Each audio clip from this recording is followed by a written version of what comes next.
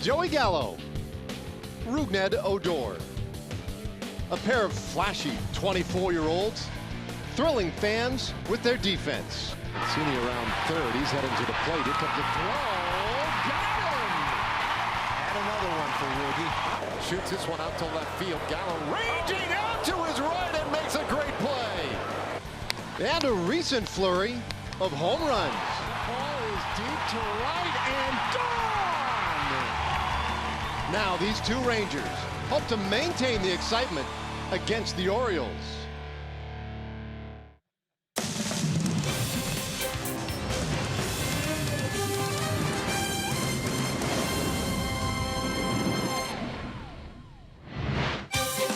Rangers baseball is presented by Shiner Light Blonde. It's light done right. And today we get ready for the final game in this four-game series with the Baltimore Orioles. And the young sluggers have been lighting it up here the first three games. A chance today for the Rangers to make it four straight at home for the first time this year. Welcome in, everybody. Great to be with you once again. I'm Dave Raymond alongside the star of our little TV program here, Tom Grieve. And it has been a lot of fun. This Rangers offense is cruising. There are a lot of guys who are chipping in offensively, Tom, but really nobody quite doing it like Rougie and Joey Gallo. No, you're right, Dave. The Rangers have won the first three games of this series. Rougie and Joey have combined to hit 6 home runs already in this series. Since the All-Star break, the Rangers lead the major leagues with 29 home runs. Odor and Gallo have hit 14 of them, almost half of them. Since the All-Star break, Rougie's OPS is 1365. Joey's is 1115. A lot of guys have contributed, but these two guys, offensively and defensively, have had a great start to the second half. Now, it has been quite a display here these first couple of games of this series, so the offense has been great. Starting pitching has been pretty good as well. And today, interesting, a new face. Drew Hutchison signed with the team this morning and making a start today. Yeah, that is interesting. He came up with Toronto as a 21-year-old, really good young prospect. Started this season in the Philadelphia Phillies bullpen, was signed by the Dodgers, went to their AAA team, and in 7 AAA starts, he went 3-0, a 1.22 ERA. In his last 4 starts at AAA, he's featuring 23 scoreless innings as he gets ready to start this afternoon. All right, well, we love the sounds of that and look forward to seeing him this afternoon. Now, his battery mate, Robinson Chirinos, we shouldn't leave him out. He's been on a little hitting spree of his own. Let's put him in the spotlight when we come back. Rangers baseball is sponsored by Ford. Visit your local Texas Ford dealer during the Ford Summer Sales Event. Ford is the best in Texas. By Shiner Light Blonde. It's light done right. And by Southwest Airlines. Low fares, no hidden fees. That's transparency.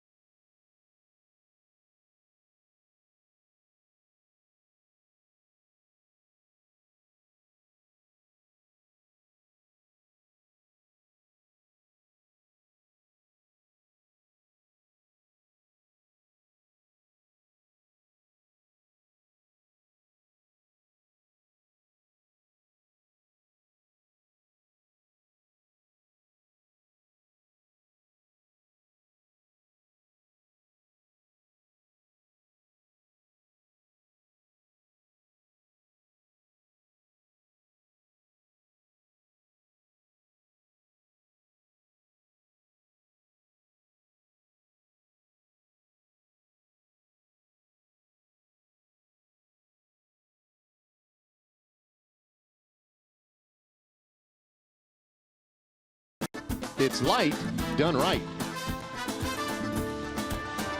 Now, Robinson Chirinos, we can't forget about him. Yeah, Joey Gallo and Rougned Odor have been great lately, but Chirinos today doing the catching. And we put him in our Shiner Light Blonde spotlight today because the power numbers have been good for Chirinos lately as well. They sure have, Dave. Since the All-Star break, not only has the power been there, the batting average has as well. .316 since the All-Star break with 4 home runs. He's hit 15 home runs this year while catching. That's first in the American League. Only Yasmani Grandal with 19 home runs has hit more home runs as a catcher than Robinson Chirinos. Shows how well he's played for the Rangers this year when you consider how he stacks up to other major league catchers. Yeah, Rangers getting a lot of great production from behind the plate. And now for maybe a little update on our newest Ranger as well as the state of this Rangers rotation. Let's check in today with Emily Jones. Yeah, a new face on the mound. Drew Hutchison getting his first start for the Rangers, of course, because he just signed with the team. And right now, the rotation a little bit in flux. The organization decided to keep the door open on a 6-man rotation. Right now, everyone just getting bumped down with the addition of Hutchison. There you see what it will look like for the next 5 days. Martin Perez, Bartolo Colon, Giovanni Gallardo, then Ariel Jurado and Mike Minor will follow him. So they haven't exactly set themselves on this 6-man rotation, but they are leaving the door open for that. And because the team does not have a day off until the 15th, they're trying to keep their options as open as possible. Yeah, I like it. So some extra arms. And then, of course, once they get to the 15th, they'll have a bevy of off days coming. They are owed plenty the way this season has laid out so far this year. All right, let's take a look at this Orioles starting lineup. They are 33-78 overall. Jace Peterson will lead it off in left field. Tim Beckham at shortstop, bat second. Jonathan Villar, Mark Trumbo, Danny Valencia, the DH. He'll be batting 5th. Trey Mancini at first base, Renato Nunez at third, Joey Rickard in center field, and Austin Wynns has the job behind the plate. And for Drew Hutchison, let's take a look at our Shiner arsenal. He throws a 4-seam fastball half the time. That's more often than not a high fastball. He'll throw a lot of sliders and occasionally a changeup. Came up to the Blue Jays as a 21-year-old and then suffered through some arm injuries, some time in the minor leagues.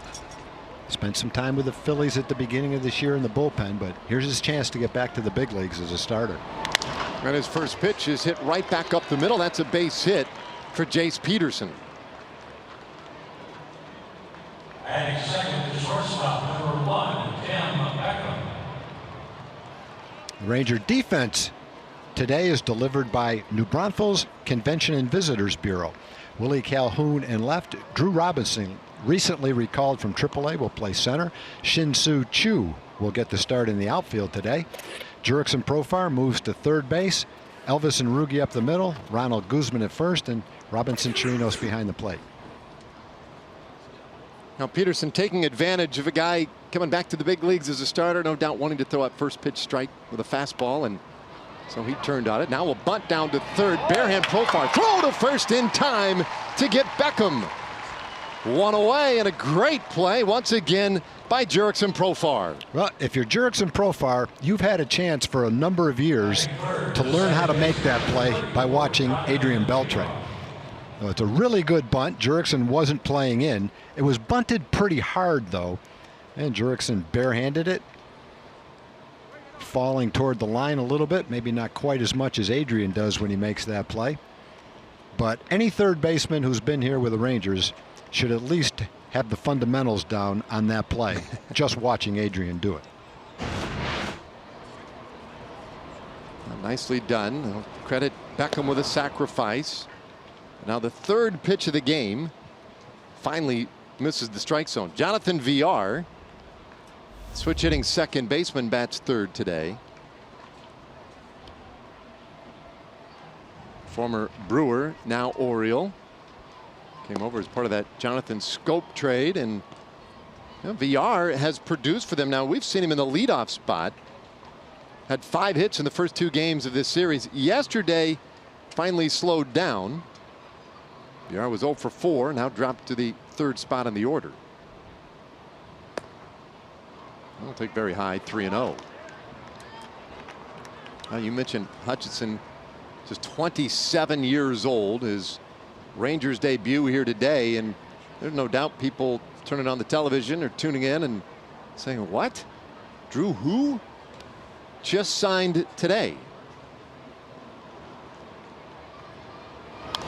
And it's 3-1. But he had Tommy John surgery years ago, back in 2012. One of a number, of course, in the game who has gone through that surgery and then subsequent rehab that can be so daunting. There's a strike. It's a full count.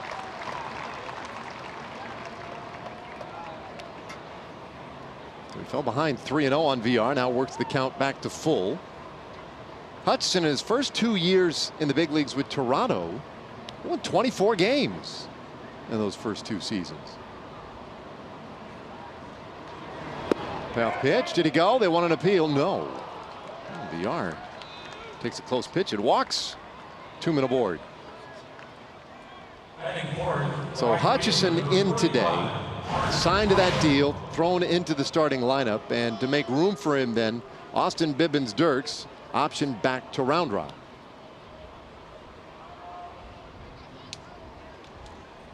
Well, the Rangers had 8 men in their bullpen, so they'll go back to a more traditional number. Well, I guess nowadays 8 probably is the most common number, so they'll go down to 7 relievers. Trumbo offers it the first pitch he sees, and that pop-up is just out of reach. When Hutchinson first got to the big leagues, he was only 21 years old with Toronto. Probably threw a little bit harder back then than he does now. He was a really good young pitching prospect, derailed by the injuries. But he's got a great opportunity now after going back as a free agent to the Dodgers during the season, pitching in their starting rotation. As we mentioned earlier in the open to the show, in his last 4 starts, he had 4 shutout outings. Total in those 4 starts of 22 1/3 innings.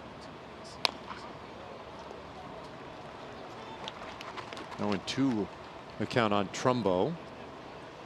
In those 4 starts, he threw 37 innings, only walked 9 and struck out 38.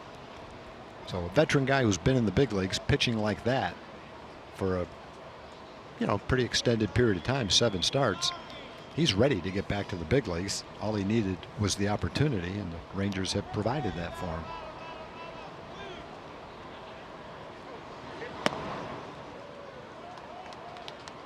Rangers fans might have some vague recollection of Drew Hutchinson going back to 2014. He pitched a ball game here at Globe Life Park and threw a 3-hit shutout.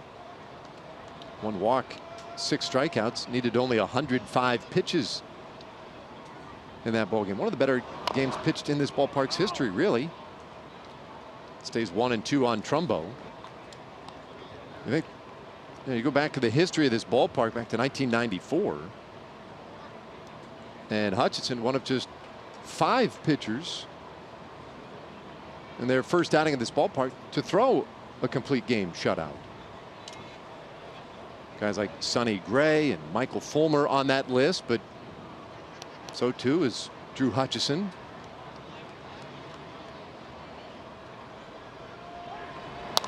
This one line just over second, a base hit for Trumbo. Around third base, Peterson. The throw to the plate will be up the line, and now we've got a little mess on the base paths. Odor looking for somebody to throw out. Profar will take him all the way back to second base. Oh no. A little too many throws. But they finally do get Trumbo for the second out of the inning. Well, it actually, for the Orioles, worked out pretty well. You've got a faster runner who stays at second and a slower runner who trots off the field. You see Robinson's throw to the plate. The batter kept on going. He's in a rundown. Profar does the right thing, runs him all the way back. You can see the base runner motioning to Trumbo to go back toward first, which he does. That gets Trumbo tagged out and allows Villar to stay at second base. So, man on second now with a couple of outs. You got a faster runner there than you would have had. So it's a single and an RBI for Trumbo. And then he is put out on the bases. If you're scoring at home, give you a moment to sharpen that pencil. 8-2 to 4 to 5 to 3. Fairly routine. 1-0 pitch, and that's a strike to Valencia. 1-1. Trumbo's one of those guys. You can make a good pitch on him, and I think he did it at least once yesterday. It might even be a little bit outside, but he can reach and get the bat on the ball really well. And that's what he did on that pitch. It wasn't a bad pitch from Hutchison, but Trumbo just kind of reached out and stroked it into the outfield. The liner to short and snared by Andrus to end the inning. So the Orioles do get a run and their first at bat tonight. And now the Rangers ready to go to work.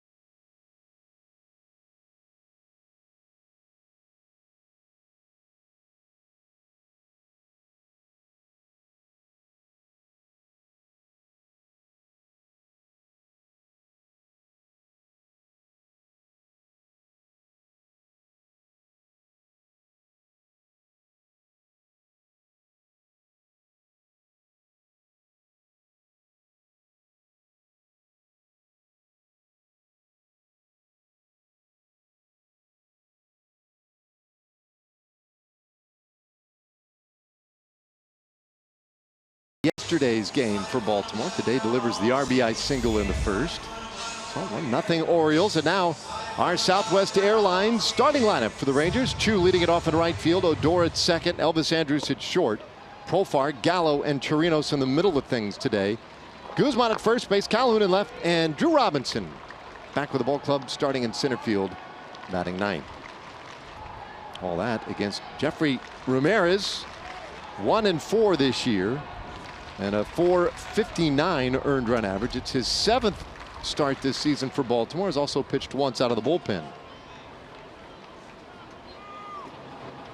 We were anticipating a rematch today of Ramirez and Martin Perez. That is until about the 8th inning last night when we learned that Hutchison was going to be signed and thrust into the lineup, or into the rotation, that is, as Chu takes a strike, and it's 1-1.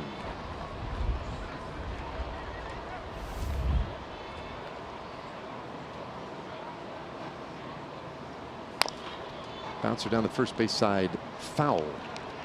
Well, Jeffrey Ramirez, a rookie, 24 years old, and this is, I mentioned, his 7th start of the year. It's his 7th start of his big league career. 6'2", 215 pounds.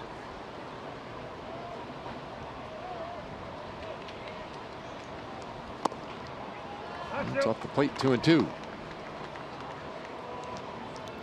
The last 3 times that Ramirez has pitched, he's had at least a week between starts. He pitched on the 14th against the Rangers, didn't start again till 10 days later, and then a week after that. Thrown 94 to 98 pitches in each one of those starts.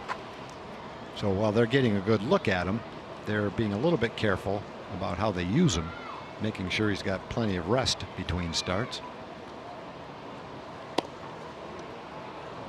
A little bit outside, full count now on Chu. Chu certainly not afraid to take a walk.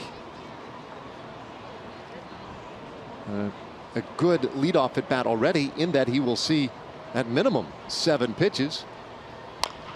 Bounces this one down to first base. Trey Mancini will take it to the bag. 1 away. Talking about Ramirez, here are his pitches in his Shiner arsenal. A 4-seam fastball. He'll also throw a 2-seam fastball, but not very much, not many sinkers. Good changeup. He loves to throw it 30% of the time. Also mix in a slider. That start against the Rangers back on July 14th. He pitched 5 shutout innings. He walked 3 in that start, but also struck out 7 in 5 innings.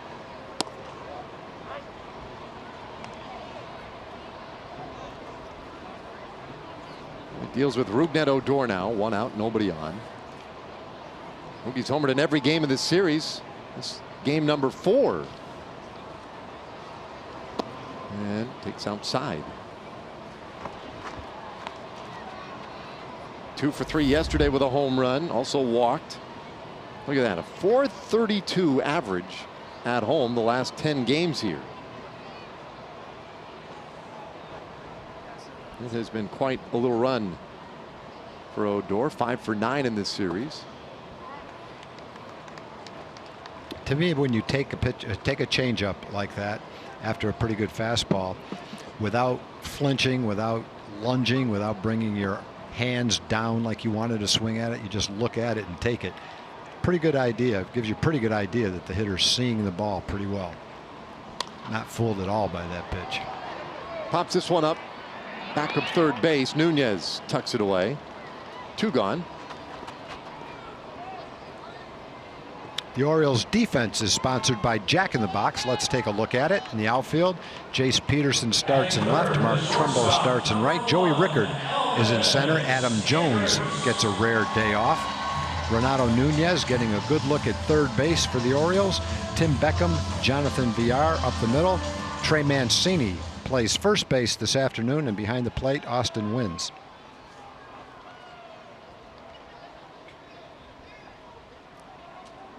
Two away now for Elvis Andrus. And Elvis shoots this one out to right field, hanging up a little bit, and that one is off the base of the fence. Elvis to second, but that one caroms away, and he'll head to third. He has a stand-up triple. And Andrus now with a 16-game hitting streak. I love the reaction of the fans. They knew it was a well-hit ball and had a chance to go over Trumbo's head. And so there's a nice roar. Then when the ball caroms off the wall and they realize it's going to be more than a double, the decibel level is elevated as the fans anticipated that. And Trumbo gets a little bit too close to the wall to play the carom, and it caromed by him. It's possible to hit that wall at the angle that Elvis hit it and have that ball carom and stay on the dirt and just keep on rolling toward the foul line, in which case you might have a chance for an inside the park home run. Good job of taking advantage of the features here at the ballpark. Now Profar.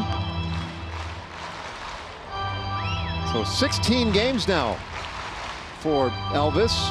And you look at the longest hitting streaks this year in Major League Baseball, or rather in the American League. Michael Brantley has the longest, or had the longest, at 19. 1-1 the count now. But the currently, anyway, longest streak belongs to Elvis Andrus. And just like yesterday, no real drama. Got it in his first at bat. Yesterday, it was a double in the first inning. Today, a triple.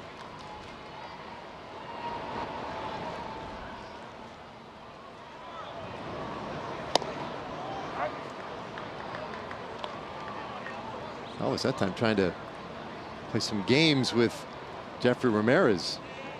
So darting off third base. He's got a little room. Nunez plays off the line a good little bit.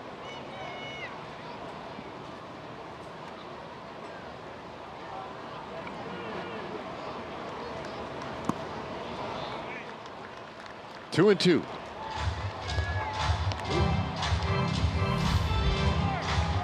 Profar, numbers overall pretty good. 10 RBIs in the last 7 games. 3 for 9 in this series with a home run. And 4 RBIs. Yesterday was 1 for 4.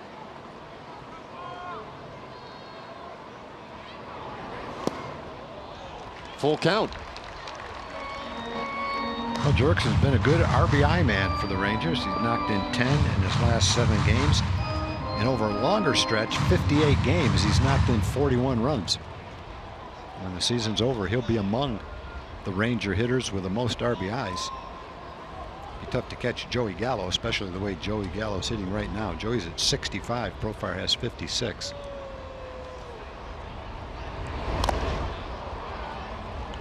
Stays alive. Jurickson's got a knack for doing that. Really fooled, as you could tell by the way he lunged at that ball, but has a knack for being able to at least tick the ball to stay alive. And that looks like a pitch. If you swing at it, it's got swing and miss written all over it.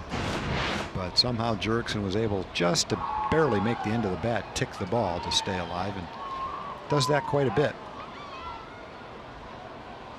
Mark Carlson, our plate umpire, signaling time called by Austin Wins back behind the plate. Now we reset. And Profar draws a 7-pitch walk with 2 outs. So they're on the corners. Very nicely done. And it brings up Joey Gallo. Our WinStar World Casino and Resort leaderboard. You look at walks this year in the American League, and Chu, we mentioned earlier, does a good job of that.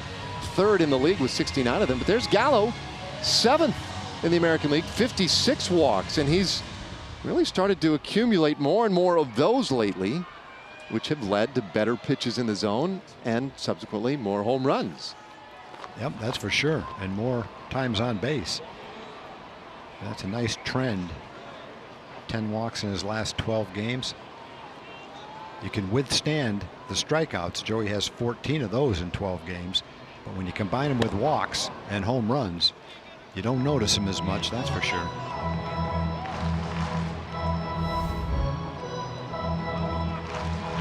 In fact, once Joey raises his average a little bit, which he will, if he continues to increase his walk rate, which he probably will, and his on-base percentage keeps creeping higher, the strikeouts will be talked about less and less.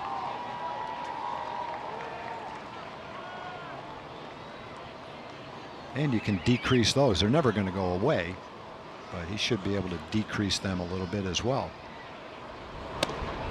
Takes high, 2-0. Biggest thing is take pitches out of the strike zone and swing at strikes. And he's getting better and better at that. Well, Ramirez has given up 6 home runs in 33 innings coming into play, so he can find the occasional barrel. Toss over to first base. Profar didn't have much of a lead.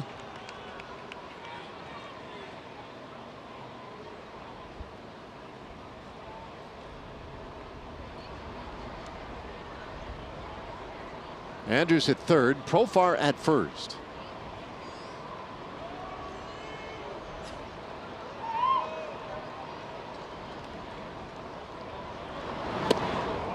Held off, 3-0.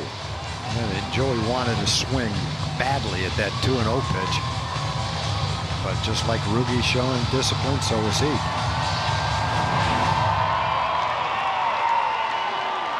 Not a strike, obviously. Same pitch those other pitches were in. Already the 3rd 3-ball count for Ramirez today.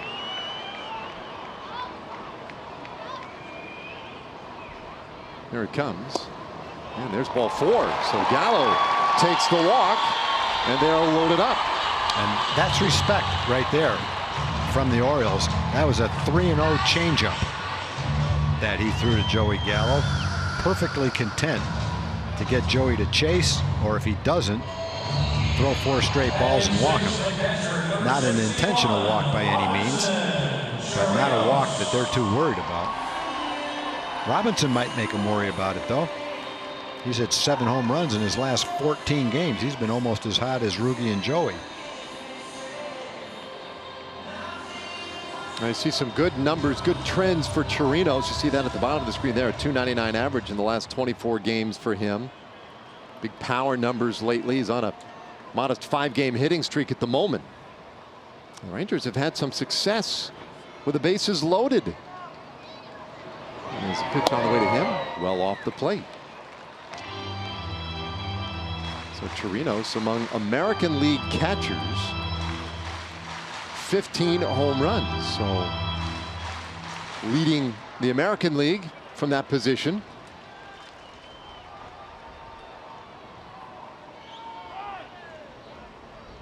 Once again, time granted here by Carlson. Well, the inning started with a couple of quick outs. Chu grounded out to first. Odor popped out. But Andrews, Profar, and Gallo, triple walk have loaded him up. And this ball hit out to left field. That one will get down, base hit. Andrews is in. Profar on his heels. Here comes the throw. Not in time. Profar gets in ahead of it. And the Rangers have taken the lead 2-1.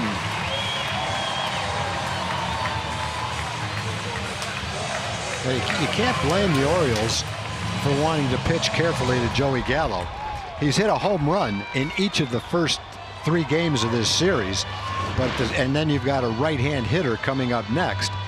But in this particular case, that right-hand hitter is in a hot streak, and when Robinson gets in a hot streak, he can do a lot of damage, and they found out right there.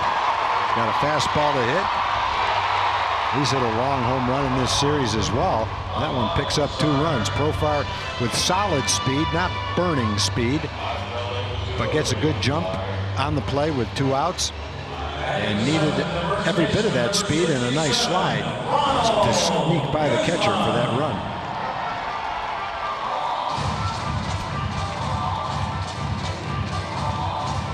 So a 2-run single by Chirinos. And it gets Guzman to the plate.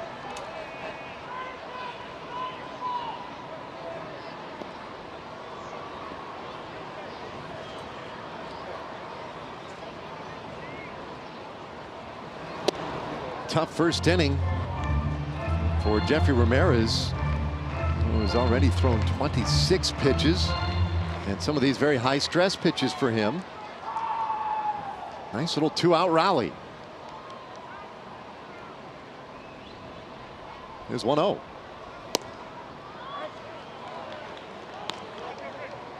Guzzi's had a little trouble in this series. 0 for 3 yesterday with a strikeout. 1 for 6 in the series.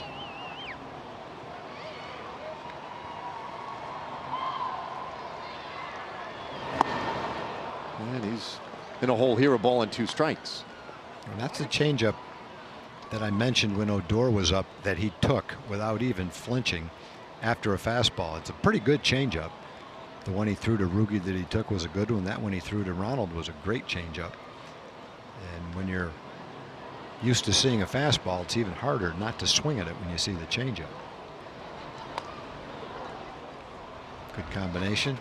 Out in front of the changeup, come up and in with a fastball. A little bit late on it, but hung in there, fouled it off.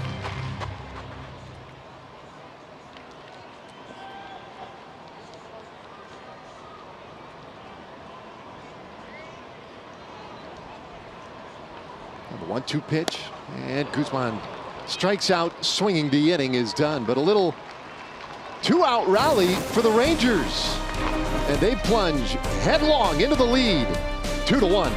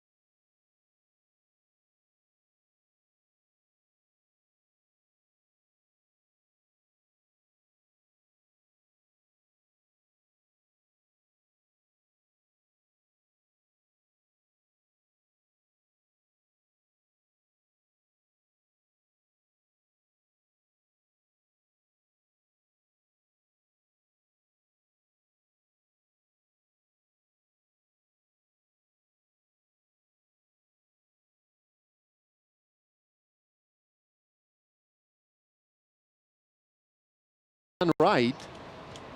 Folks enjoying some sunshine today on a beautiful Sunday afternoon. Rangers on top 2-1 as we go to the second inning. Trey Mancini will lead things off for Baltimore, and he takes a strike from Drew Hutchison. Now let's see if Hutchison able to get back on track a little bit here in the second. Now working with a lead, and he just misses there. 1-1. See Mancini's low average at 229, but 15 home runs. Yeah, he's a guy that hit in the 290s last year. Had a pretty extended slow streak to start the year. Like a lot of the Ranger hitters, he's been swinging the bat pretty well since the All-Star break. In fact, like a lot of Oriole hitters, they've been doing the same thing. Yeah, that's what makes this series kind of interesting. So many Orioles hitters still putting up great offensive numbers, but the Rangers have just outmatched them in this series. A little bit high. There's ball 4. So a walk to Mancini starts the second inning. Well, Saturday, August 18th. Circle that one on your calendar. A 7:05 game against the Angels. And the first 15,000 fans going to get a Nomar Mazara bobblehead, courtesy of Coca-Cola and Walmart. Tickets are available now at TexasRangers.com, or you can give them a call at 972-RANGERS. That Nomar smile right there, the big chill. Lead man on here, and Renato Nunez hits this one straight up in the air near shortstop. 1 away.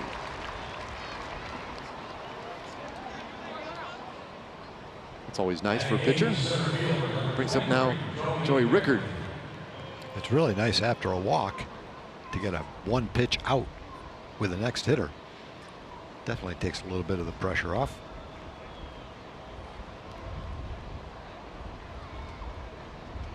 Rickard had spent a good portion of the season this year at AAA Norfolk, where he was hitting over 300. Most recently recalled on July 4th.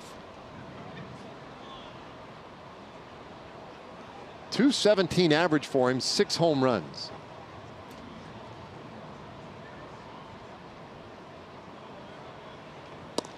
And he takes a strike.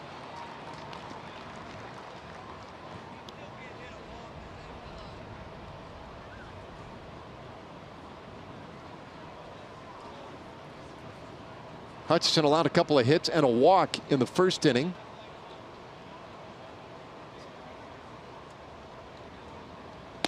And this one a little bit in. 1-1. But his team came back, scored a couple of runs, put him on top 2-1. Now his job to come throw a shutdown inning. Maybe a ground ball here from Rickard would really do the trick.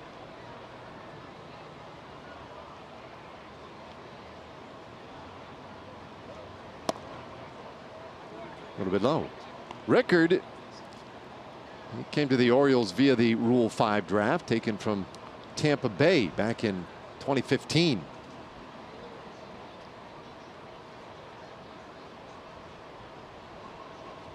Good outfielder. They use him all over. Left, right, today in center. And a bouncer in the dirt. Throw back down to first base, and Mancini back in there easily.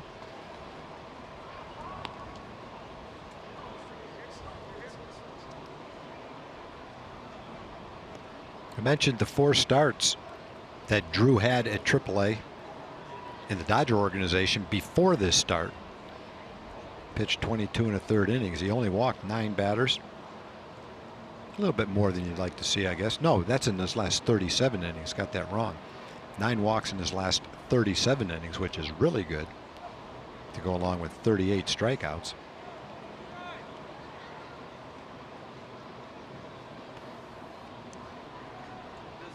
Now, he asked for and was granted his release from the Dodgers, with their AAA club, right at the end of July, and the Rangers snatched him up as this one is inside. That's ball 4. Rickard heads down to first.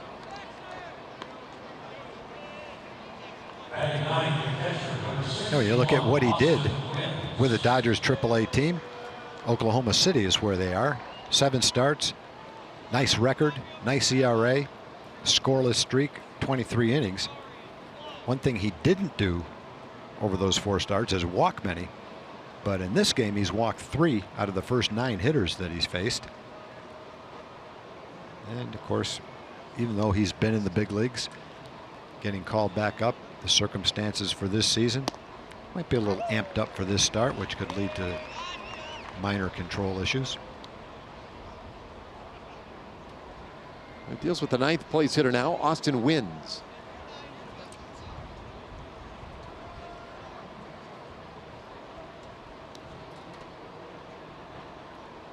Wynns has hit in each of the last 3 games he's played.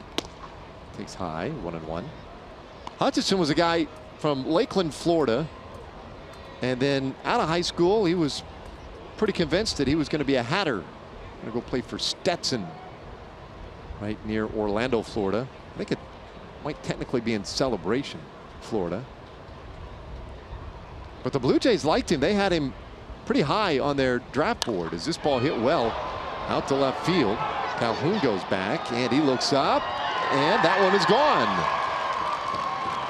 Austin Wynns with just his 3rd home run of the year, but it counts for 3 runs. And so the Orioles back in front. It's a 4-2 ball game.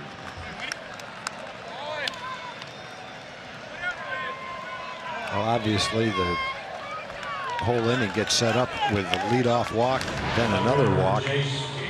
Now after a couple of walks, I'm sure he says to himself, I've got to throw a strike right here.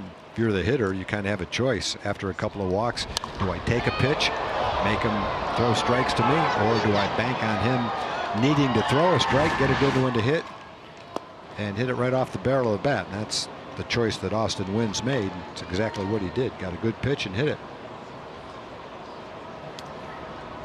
So 4-2 Orioles. Now Jace Peterson, the leadoff man, and he takes one down the middle. 1-1.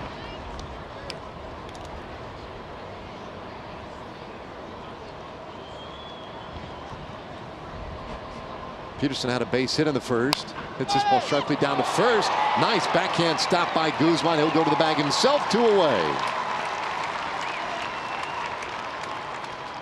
You said it last night, Tom, that while some guys aren't as excited about playing first base, Guzman makes it look awesome down there. Well, he takes pride in it.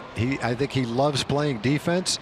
He plays it with a little bit of flair and a little bit of style. One of his signature move is the splits that he does. And so he's a guy, I guess you could get bored watching some first basemen play first base, but not him. He's exciting to watch him play. Makes a lot of great plays. I love the splits, way he scoops balls out of the dirt.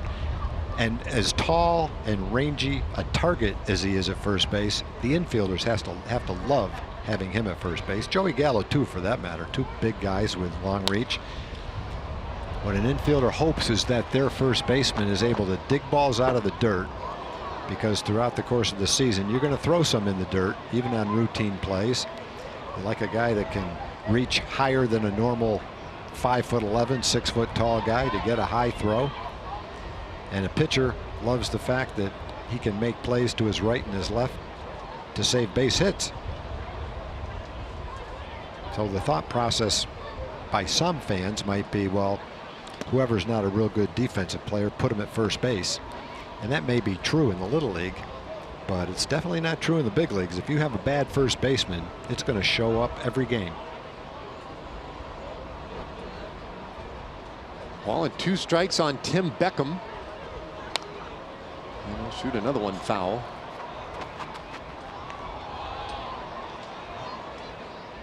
Beckham laid down a sacrifice in the first inning. Nice play by Profar at third base to retire him.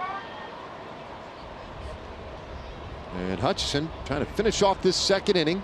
This will be his 38th pitch of the ball game.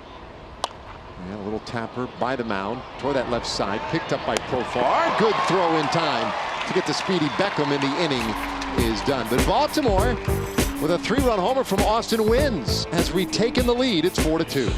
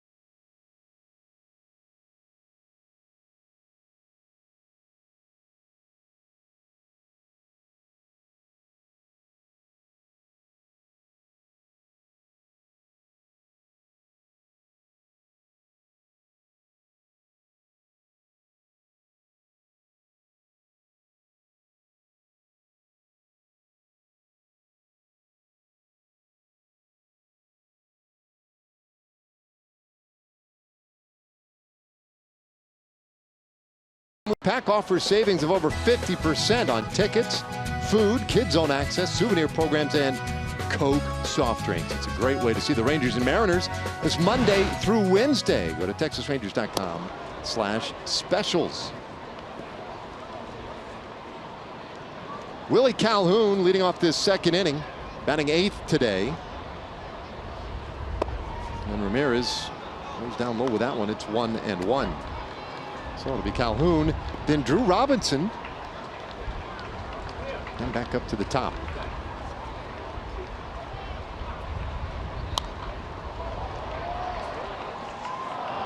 Now Willie getting some pretty regular playing time these days out in left field. And he's done a good job of getting on base. On a 5-game hitting streak going at the moment.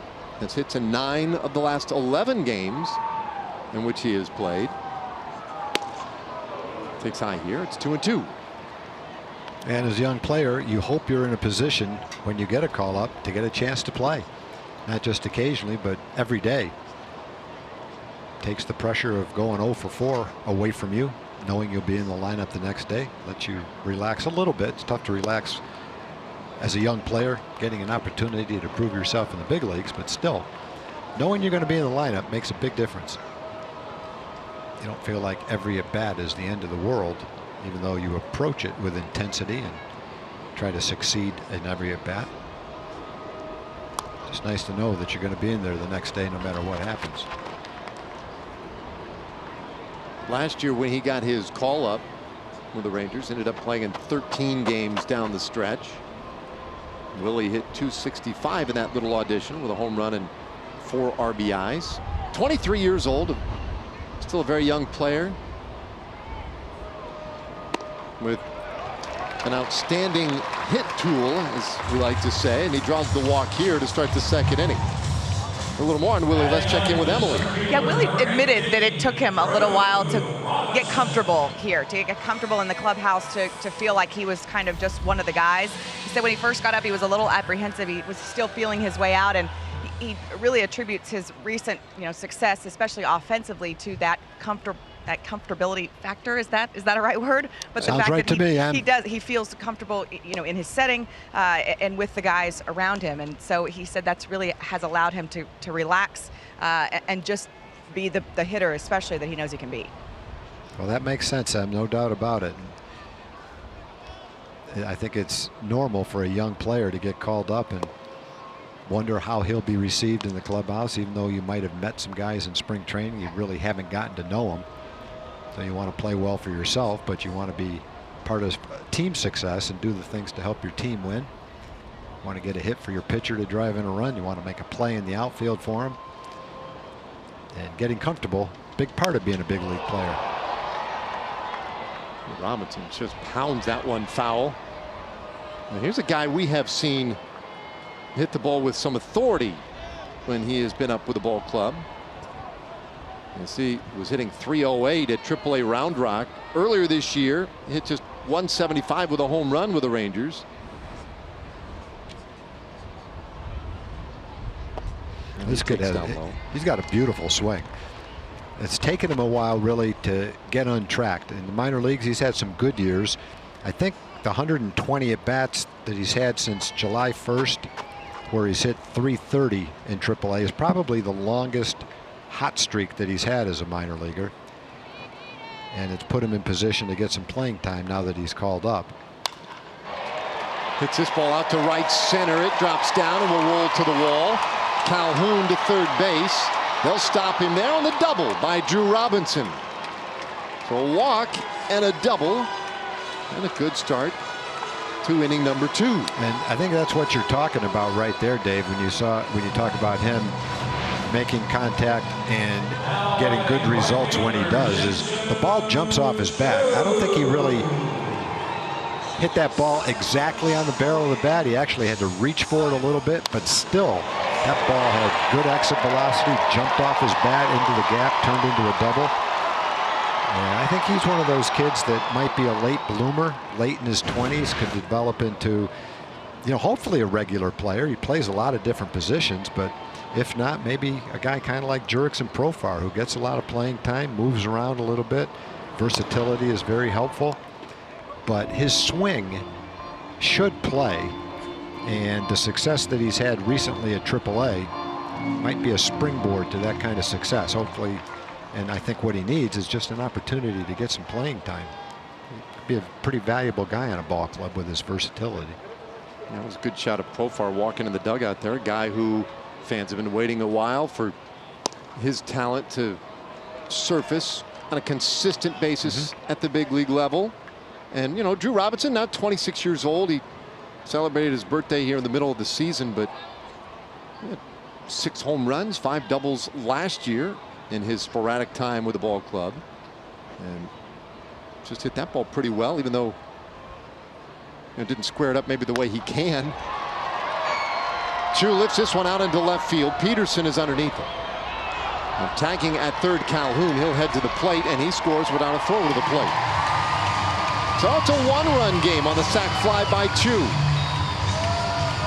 You know, Dave, given the time and with a little research, you could probably come up with 10 or 15 players in the big leagues right now who are looked at as very successful offensive players who probably didn't get a chance to play a lot and blossom until they were 26 to 28 years old. It's not uncommon at all. And so when you see that happen and a guy get a chance, you hope that you've got the guy at the right time. Sometimes you get rid of him when he's 24 or 25 years old. You might watch him do it somewhere else. Tell you a name that immediately comes to mind when you say that is Jose Bautista. Yeah. I mean, his Justin takeoff Turner. late in his career, yeah.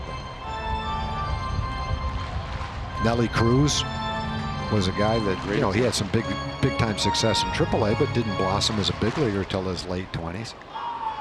That's just, you know, just thinking of a few, but if you scoured the rosters, you can probably find one on almost every roster. Odor fouls this one away. The count 0-2. Rugi popped up in the first inning. Our TXU Energy power player to watch. And just another way that we can carve up the numbers for Rugi since July 1st. This is all of Major League Baseball. There he is, top 5 or 6 in baseball in all those offensive categories. 9 home runs, the slugging percentage over 700.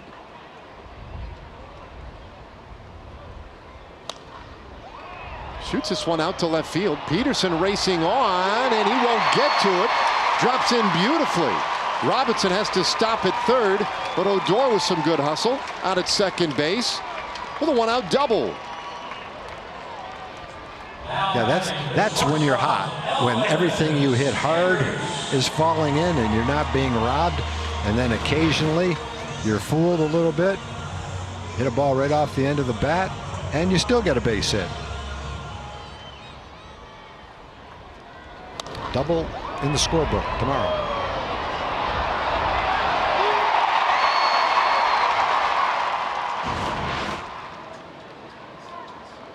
Infield back, 1 out. Great chance for Elvis to pick up the tying run or more.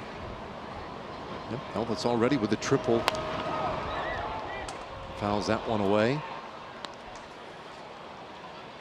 Andrews, I'll tell you what, man, this is crazy. We've spent all that time talking about Odor the last week and change now as his game has just taken off. We've started to see Joey really build some momentum at the plate. Chirinos earlier today. Andrews has really begun quite a stretch himself. 1-1. His has been a little quiet. I mean, now a 16-game hitting streak. But he has a couple of doubles, a triple in this series alone. And he's scored 3 runs. So some of the power starting to show again.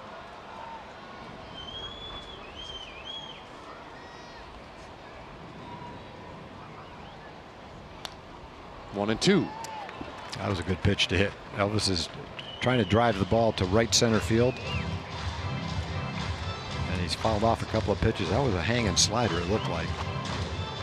It's kind of an easy pitch for Elvis to drive to right center field in the air. Wasn't quite able to do it on that pitch.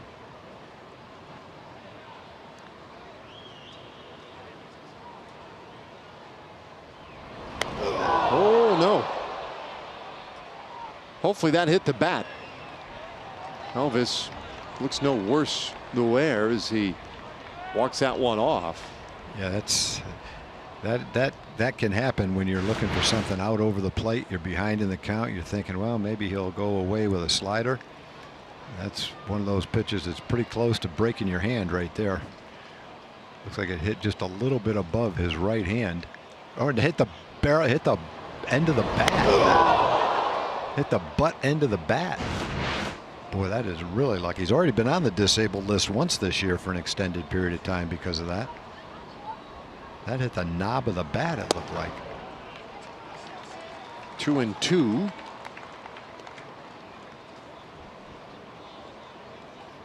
Yeah, that was close.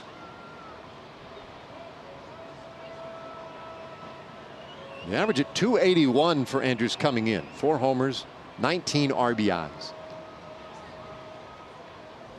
He takes in the dirt. It's full count. Boy, the pitch count for Ramirez continues to climb. I mean, he's at 54 pitches already.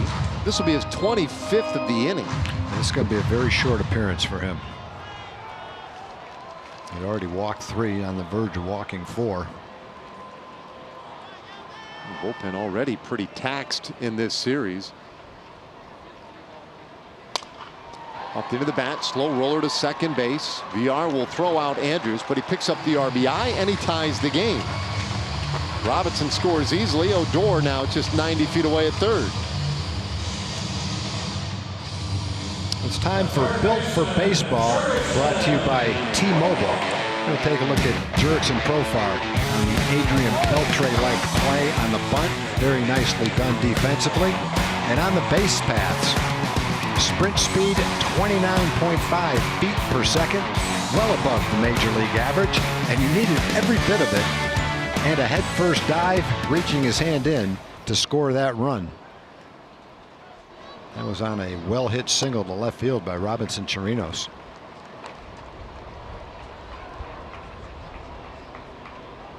Well, Profar now with a chance to pick up an RBI. He has Odor at third base.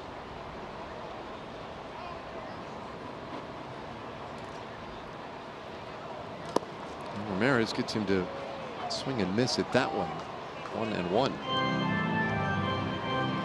Well, we've seen Jurickson play all 4 infield positions in the span of 4 days. In fact, he's done that twice this year.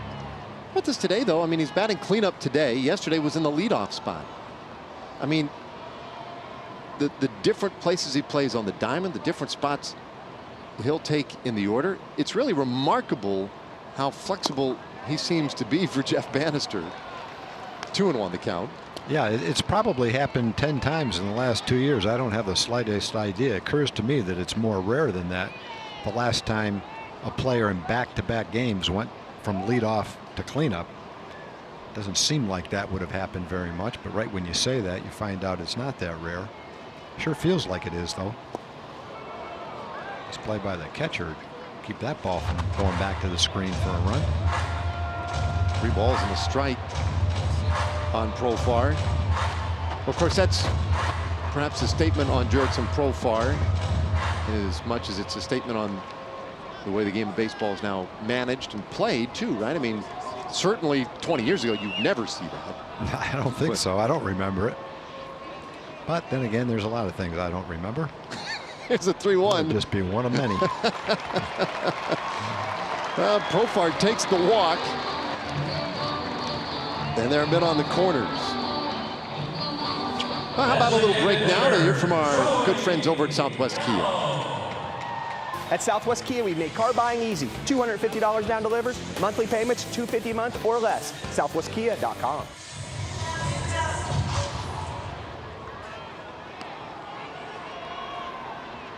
Jeffrey Ramirez continues to toil. 30 pitches in the first, 30 pitches so far here in the second. And just as the guy's legs might be getting a little rubbery out there, the arm getting a little tired, the focus starting to drift. He has 2 men on, and that's to look at Joey Gallo. He has tended to throw a lot of pitches this year. In his last 3 starts, which have been at least a week apart, he's thrown about roughly 95 pitches and only gotten through 5 innings with those 95 pitches. Today he's taking it to a little higher level, though. This will be his 62nd pitch in the second inning, averaging over 30 pitches an inning. 2 balls and no strikes on Joey. Remember, he went 3-0 on Gallo. As our Southwest Airlines bullpen live look shows Tanner Scott already preparing for the Orioles. So far, Ramirez, in 2 plate appearances with Gallo, has not thrown him a strike. 6 balls, no strikes.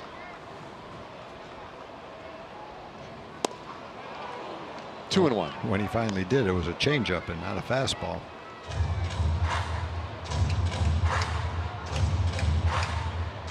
So since the All-Star break, Gallo and Odor both with 7 home runs. They trail Chris Davis, Matt Carpenter, and Rhys Hoskins has 8 now. But those 2 have homered in every game in this series so far. This game 4 today. The 2-1. Broken bat bloop out into right field. That's a base hit. Odor is in. Profar to third. They'll stop him there. And Gallo's bat dies a hero. He puts the Rangers back in front, 5-4. Well, the exit velocity of the barrel of the bat was probably almost the same as the exit velocity of the ball off the bat. Ramirez gets the ball in a little bit. Joey's left with about a foot of the bat is all in his hands. But I'd say the ball didn't really jump off the bat, but the bat jumped off the ball pretty well. End of the bat ended up out in right field. Yeah, the ball just had better aerodynamics. Otherwise, that's a dead heat. Ball came off the bat at 77. Well, as we said the other day when Joey had a soft hit, he's got a lot of them coming. He's had a lot of balls 100 miles an hour off the bat that have turned into outs. So Robinson Chirinos, he had the 2-run single in the first. I'm thinking this is his last batter right here, whether he gets him out or not. 2 left-hand hitters coming up.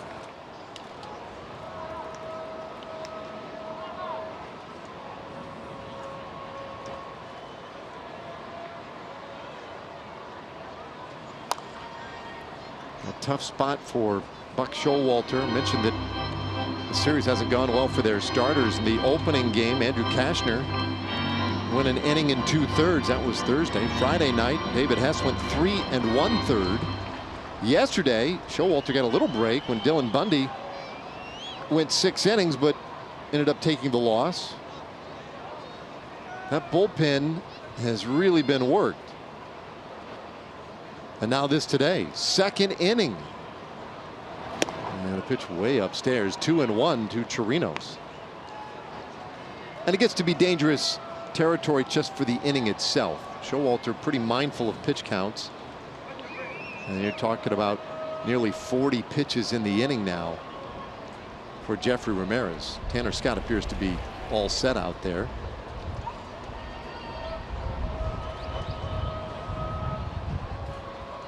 Two-one inside. Well, the Rangers have had a lot of long at-bats. They've had 5 at-bats that have gone at least 7 pitches. This is the 6th 3-ball count for Ramirez.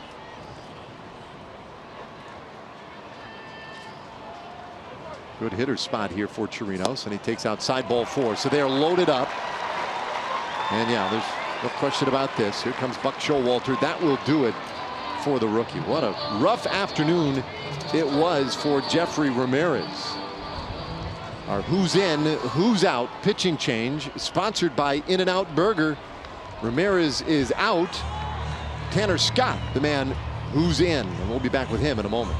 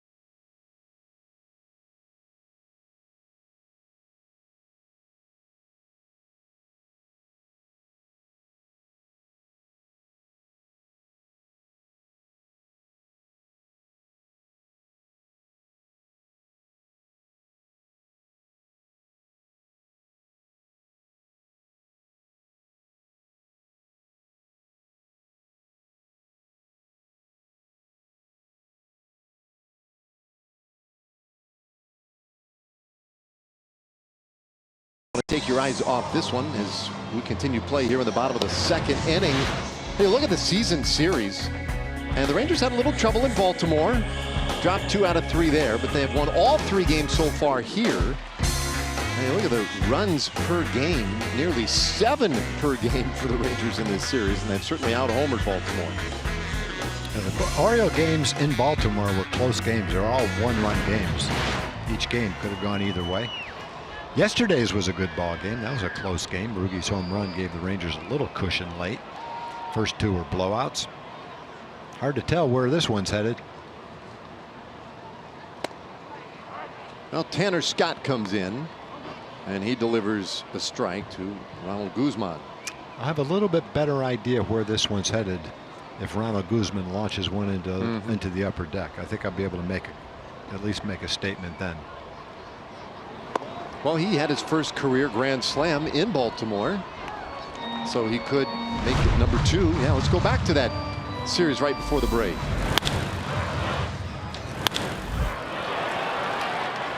That was the first inning of that final game on Sunday.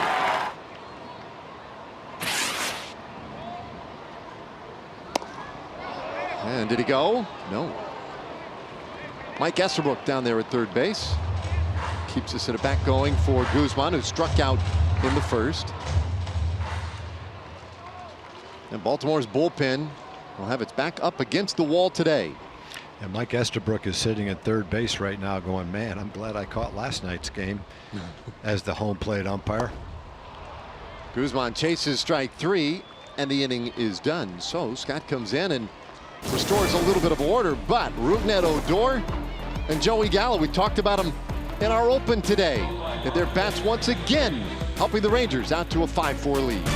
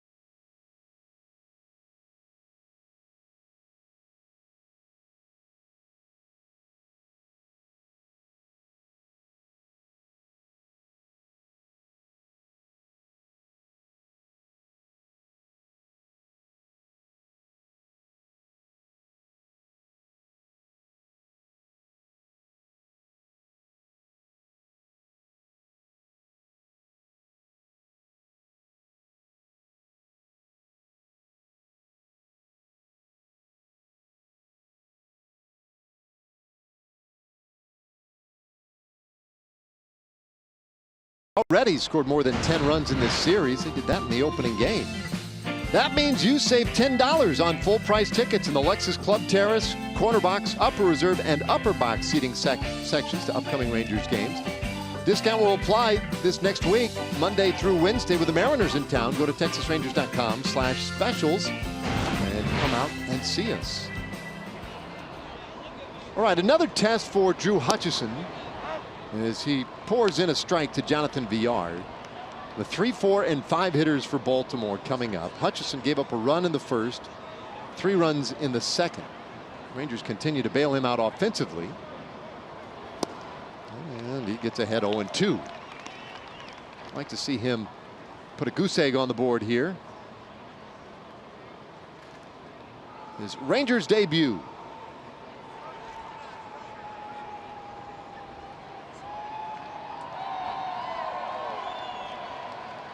Villar walked in the first inning. He takes a little bit high.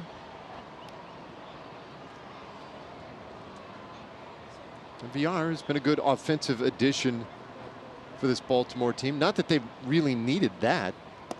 They've got enough firepower to score some runs. And they have, in fact.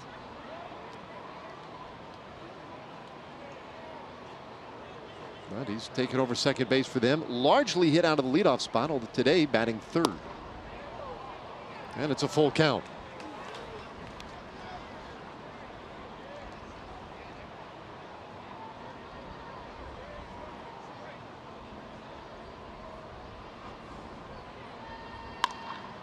Ground ball. That one's fouled just a little wide of the bag down there at third. Now the Orioles, after they conclude this game, they will head on a travel day for them. Baltimore will be going to Tampa. They have tomorrow off and then a 3-game series against the Rays Tuesday through Thursday. Villar lofts this one out over second. It drops in, base hit. So the lead man on here in the third. That gives us a moment now for a Chevy game break. Let's check in with Leslie McCaslin.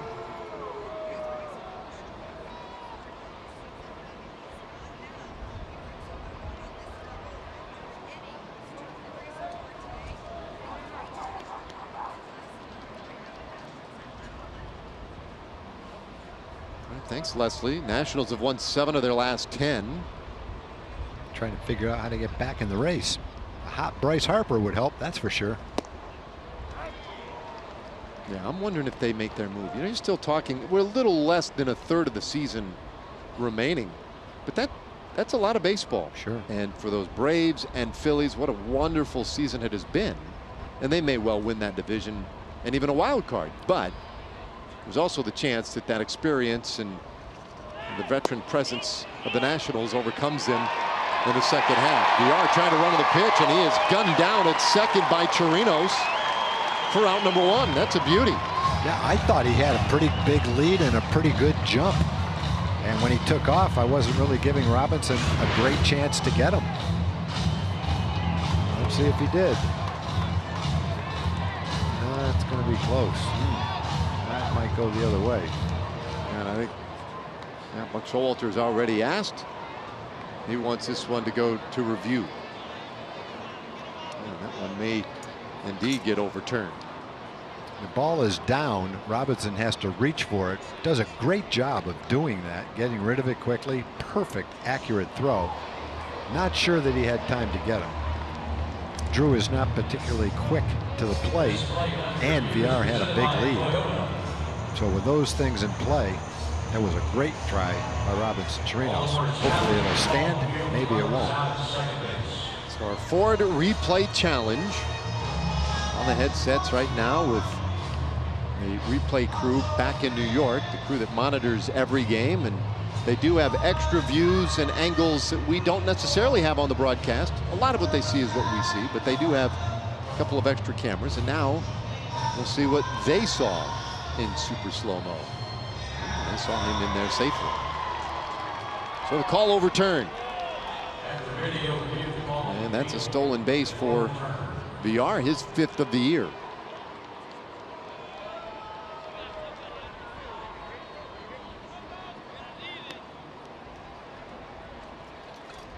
So a man at second base, 1-1 the count on Mark Trumbo.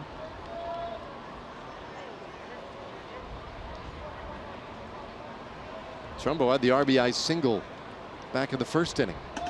Scored the first run of the game for either team.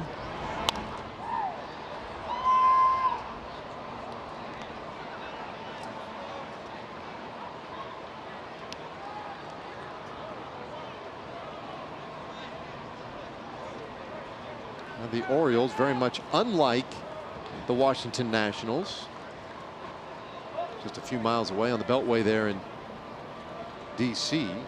The Orioles not in any kind of race. 33 wins, 78 losses. And that one in tight. Evens the count on Trumbo, 2-2. Start looking at the schedule for the remainder of the season for Baltimore. They have 24 games left against the likely playoff field in the American League. Cleveland, Houston, Boston, Oakland, the Yankees. This ball hit well out to left field. Calhoun goes back, and that one is gone. Trumbo's driven in 3 runs today. That's his 14th home run of the year. And once again, Baltimore back in front. It's 6-5. Well, Trumbo's not having his best year, but he's not that far removed from hitting 47 or 48 home runs, leading the American League in home runs. So when he hits one, it's not a surprise. He is strong. He just kind of reached for this ball. Kind of a one-arm follow-through, 2 rows back to straightaway left field. StatCast AI, powered by AWS, gives us some of the details on that home run. Not one of his hardest hit ones, not one of his longest ones, but it counts just as much as any of them. Ground ball Whoa. third. Nice snag by Profar, and he'll throw out Valencia. 1 away. Jurickson has really played nicely today at third base. Second nice play he's made in the, on a batted ball, and he had the nice bunt play that he charged barehanded and threw to first base. Let's take a look at it. Ball was hit pretty hard. Not much time to take your step in a lunge. And a good, strong, accurate throw.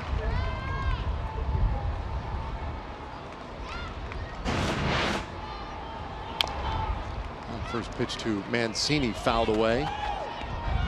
Now Baltimore leads by a run. They scored a run in the first inning to go up 1-0, and saw that lead disappear. Scored 3 runs in the second inning, go up by a couple, and saw that lead disappear. Now 2 runs here in the third to emerge again, 6-5. Let's go back to StatCast AI, powered by AWS, and get the numbers. Exit velocity, pretty good, not great, 98. Pretty high launch angle.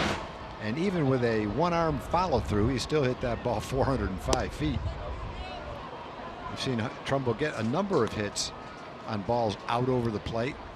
Today, his first time up, he singled to right field on a pitch away. Starting to heat up a little bit. His average is up over 260 now. Good young player. Part of this Baltimore core. I think that when they look ahead and think about how they build for the future, you know, former 8th round pick in 2013. He's 26 years old. Chopper back up over the mound. Andrews able to get in front of it, and he throws out Mancini. 2 away.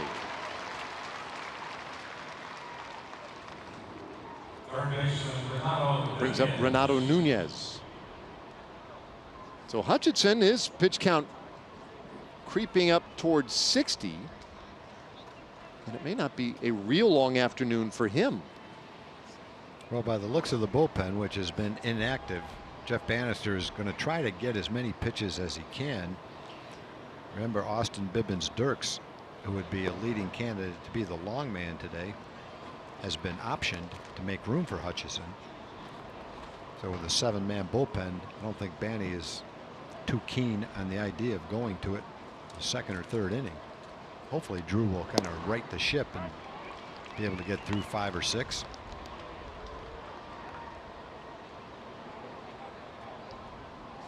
Ball and a strike on Nunez, who popped up in the second on the first pitch he saw on that at bat. And he turns this one foul for strike 2.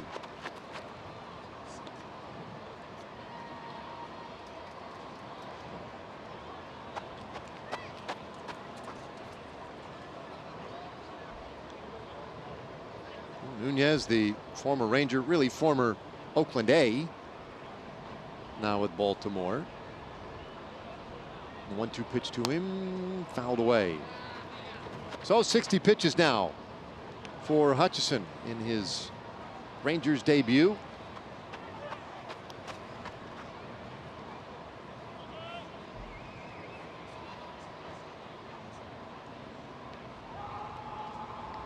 Nunez with a little 5-game hitting streak going, and he reaches out and bloops this one out over third base.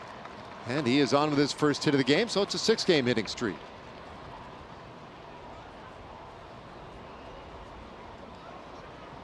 And that'll bring up the center fielder, Joey Rickard.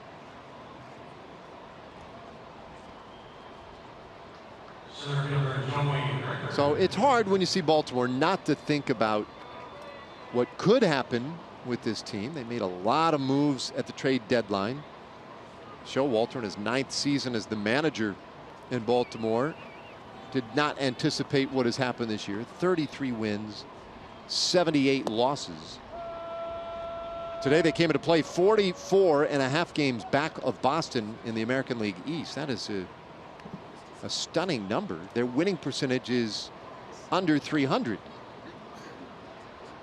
And as I mentioned a moment ago, with the remaining schedule, a pretty tough one. I mean, they've got a lot of games against a lot of contending teams.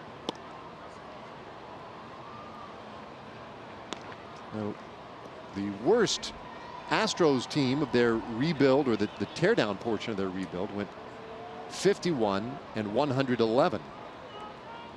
Well, Baltimore would have to win 18 games the rest of the way to get to 51 wins. Seeing as they've won 33 to this point of the season, that starts to sound kind of unlikely. 2-1.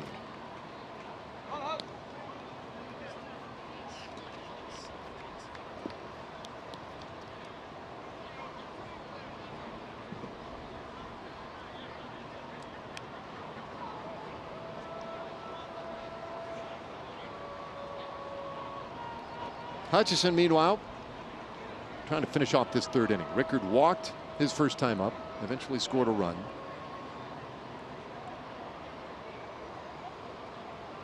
A 2-1.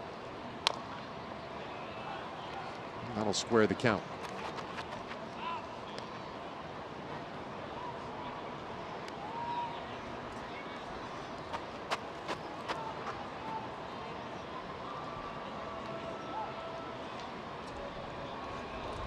Get some activity now in the Rangers bullpen.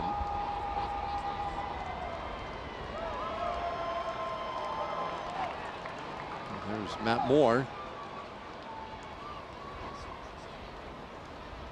2-2 pitch. And a fly ball center field. Robinson ranging back. Has room and he makes the catch. The inning is done. But 2 more for the Orioles. They have taken the lead. Willie Calhoun leads off when we come back.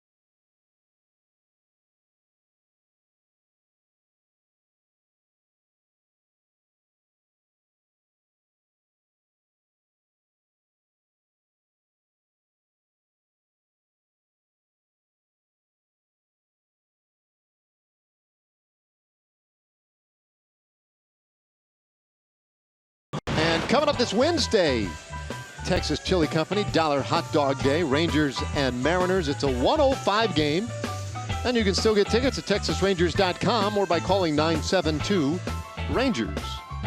And that will be a big series against the Mariners. They're all big right now for the Mariners, who find themselves fighting for their lives, their postseason lives anyway.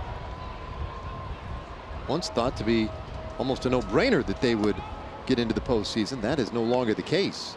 Willie Calhoun starts things here in the third inning for the Rangers.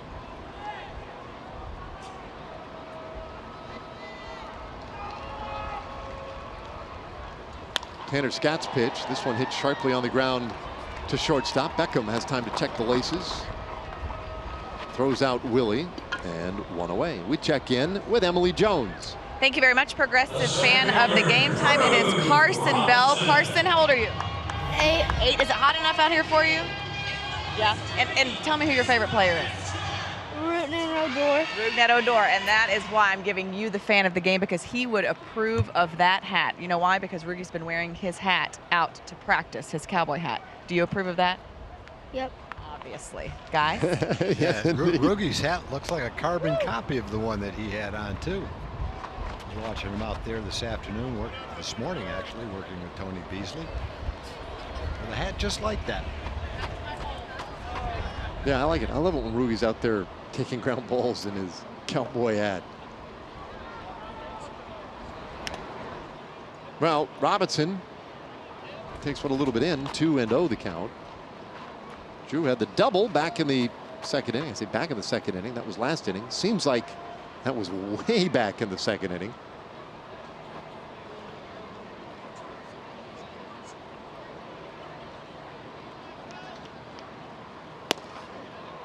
Two and one. Now both starters have struggled today. Tanner Scott, the first man out of the bullpen for either team. He got a strikeout of Guzman last inning. Just to induce that ground ball off the bat of Willie Calhoun. And evens the count here at 2-2 on Robinson.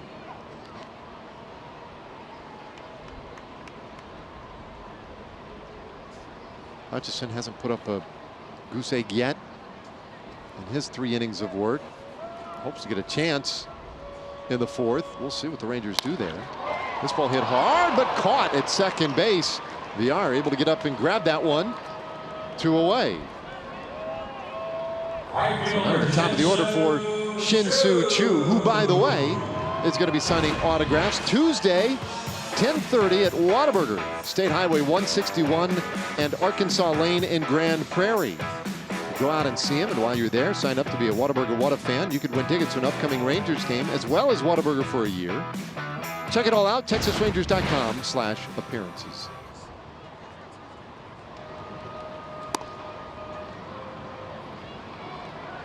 So Choo today has grounded out and then driven in a run with a sac fly.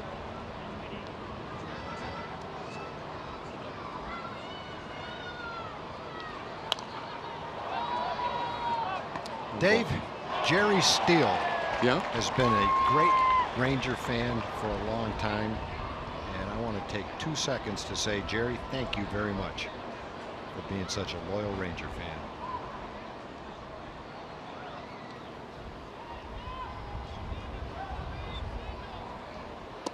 You can do that anytime you want. Well, sometimes, you know, we can't do it every game, all game long, but sometimes it's appropriate, and in this case it was.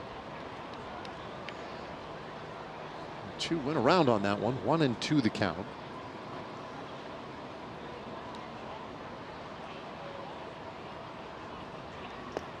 He takes in the dirt. Choo, very patient hitter. Very discerning eye, and you start talking about guys who swing at the lowest percentage of pitches that are outside of the zone. Joey Votto is right now the class of baseball in that regard, but Choo right up there among the top 20 or so in baseball. 2-2. Did he go? No, he did not. Again, Estabrook won't pull the trigger, so full count on Choo.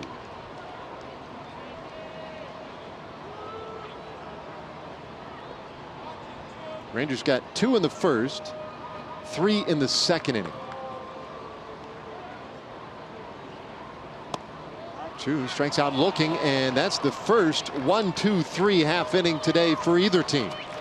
With 3 innings in the books, the Orioles lead it by a run.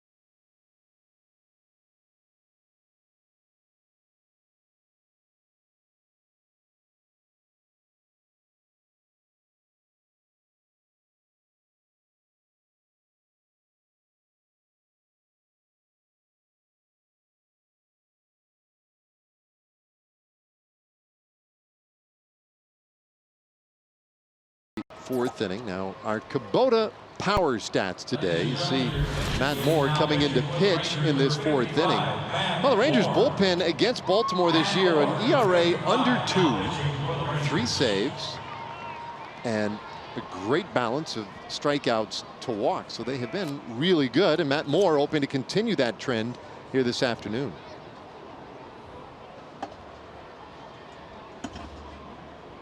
Jose Leclerc, who's done a nice job in that regard at the save yesterday.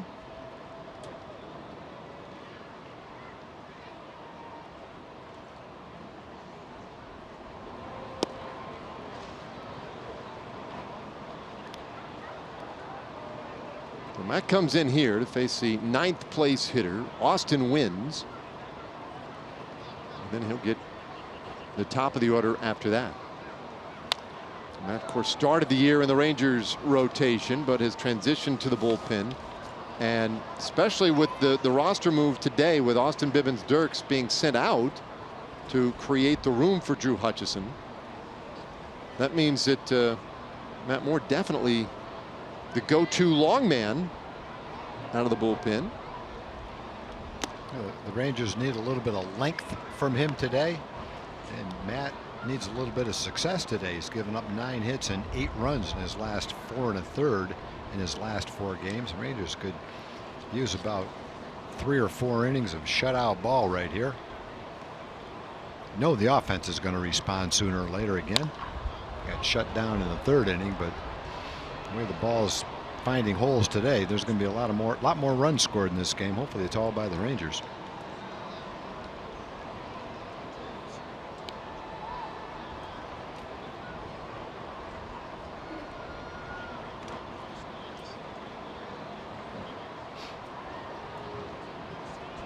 Moore's 1-2, and Wins takes up and away to even the count.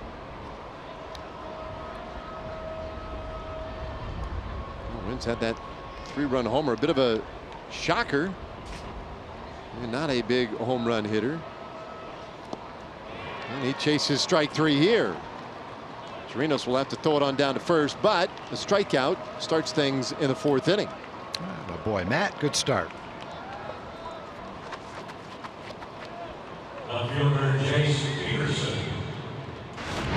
Let's take a look at the replay from that strikeout. Off-speed pitch down. Got Wins to swing at it. Wins that did a 3-run homer in the 2nd inning. Came up a little short on that off-speed pitch.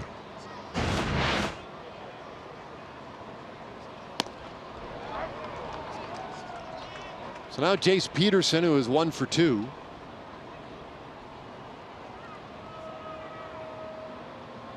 Peterson, the average very low, as you can see there. But the on base was 330 coming in, so that's pretty healthy. Enough to get him into that leadoff spot today.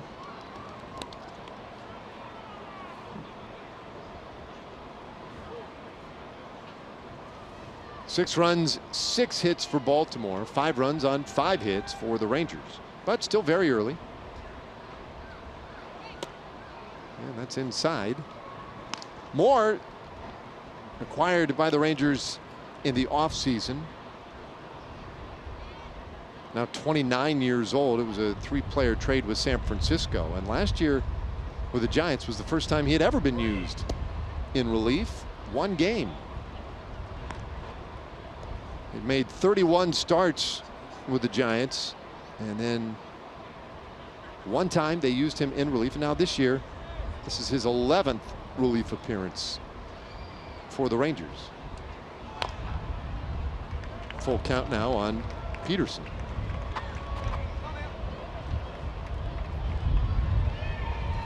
Had a tough year last year with the Giants. Moore was acquired by San Francisco the previous season in 2016 from Tampa Bay. And thought to maybe help the Giants make a push at the end of that 2016 season. But he only pitched so-so with the Giants, both at the end of 2016 and then really had a down year last year with San Francisco. Some hope that maybe coming back to the American League and maybe some adjustments the Rangers would make could make a big difference for him. 3-2 pitch down the left field line, foul again. And certainly a time when Moore had that fastball in the upper 90s, around 97 when he came up with Tampa, and free and easy from that left side, but it's become harder and harder for him. Well, the Rangers saw that when he first got called up to Tampa Bay. Saw that in the playoffs. Pitched a really nice game against the Rangers with that superb stuff. Long at bat, a lot of foul balls, but the end result is pretty good. A weak tapper to second base. So Peterson out. 2 away. Now looking ahead, Diamondbacks and Rangers Monday, August 13th, and then Tuesday the 14th. Just a quick 2-gamer. Great seats still available for a little interleague play with the Diamondbacks. Go to TexasRangers.com. Come out and see us. Diamondbacks still very much in the mix in the National League West.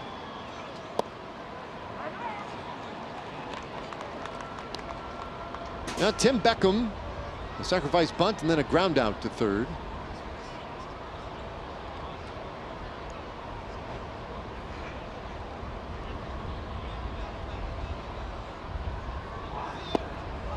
And he's in a hole 0-2.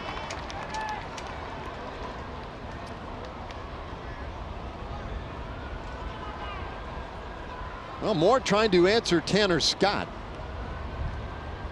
A couple of guys coming in out of the bullpen trying to put together scoreless half innings. Scott did it with a 1-2-3 bottom of the 3rd.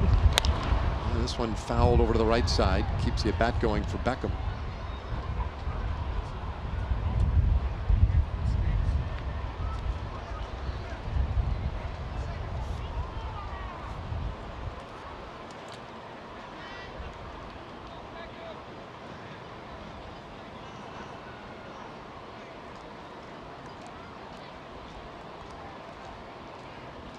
Going to play Beckham straight up on the infield, and he takes just outside.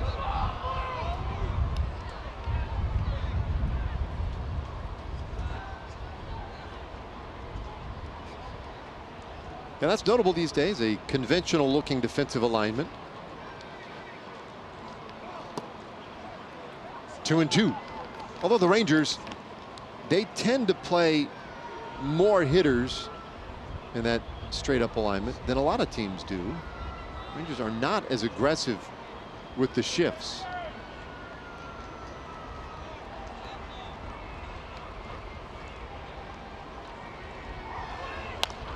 Bouncer at third base. Profar right there. Routine play for him, and it is a 1-2-3 for Matt Moore. So nicely done.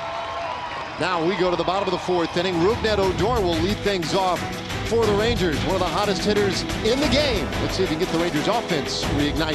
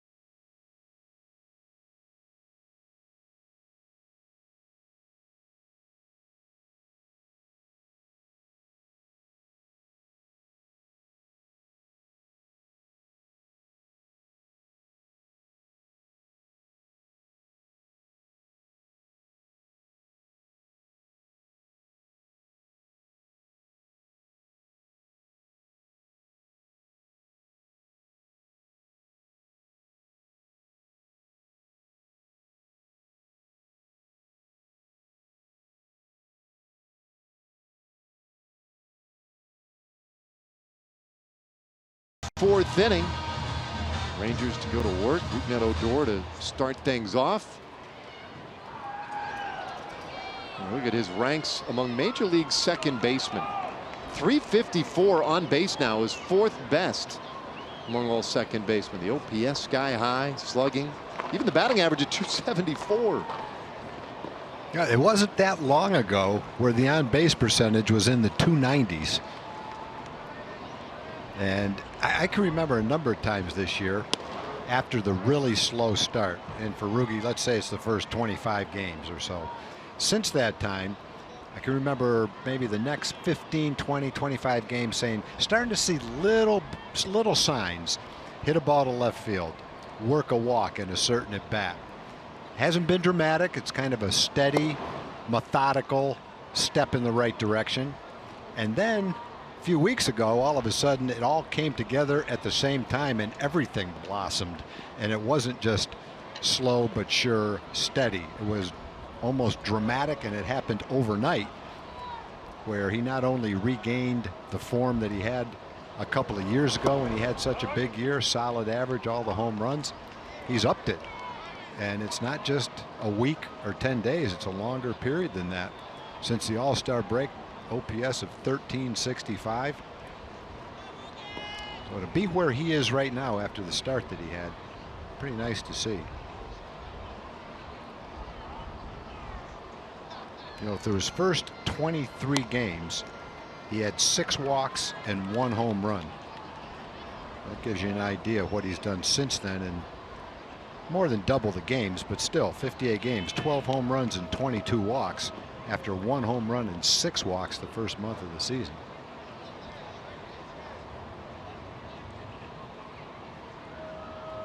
Scott's 2-2 pitch, and a swing and a miss. So he strikes out Odor, and Tanner Scott has come on and retired all 5 hitters he has faced so far. Well, let's take a moment now to hear from the folks over at Kia. When you're America's best value, you don't need some over-the-top celebration. 1 out, and here is Elvis Andrus. Tripled back in the first, also grounded out in the second inning.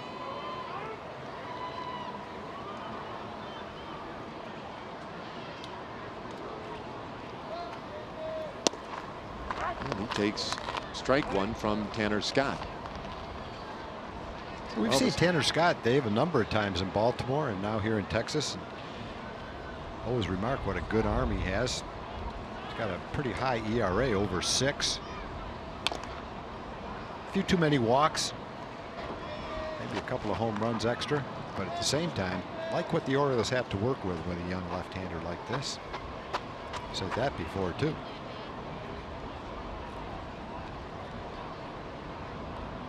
Now, he came in to get the final out of that second inning.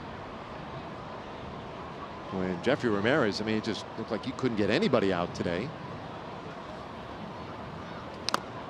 And Scott has come in and not allowed anyone to reach. In fact, has 3 strikeouts among the 5 outs that he has amassed so far. Now, that said, it's not real clear that he'll be in a whole lot longer. The longest outing he's had this year is 2 innings, which when he retires the next Rangers hitter, that will give him 2 innings of work today. And in terms of pitch count, only been a handful of outings in which he has thrown more than the 25 he has tossed already today. Bouncer toward shortstop. That one took a high hop for Beckham. Throws out Andrews. 2 away. Let's take a look at our Southwest player breakdown and check out Jurickson Profar's defense today. Early in the game, he makes a nice barehanded play on a bunt. A soft little bouncer, charging, off-balance throw with something on it. And then a smash, quick reflexes, 1 step and a lunge makes the play. Strong throw across the diamond. We're only in the 4th inning, but already Jurickson has made 3 nice plays defensively. He's also walked both times he has come to the plate, scored a run. Profar batting cleanup today. 2 pitchers we're likely to see from the Orioles today are Cody Carroll and Evan Phillips, 2 of their new acquisitions they've acquired in trades. They both pitched a couple of days ago and looked really good. They pitched together 3 shutout innings. And they're getting a good look the last 2 months of the year. See how they fit into the Orioles based on the way they threw the other night. Looks like they're going to fit in pretty nicely. If this game stays close, pretty good chance we'll see both of them.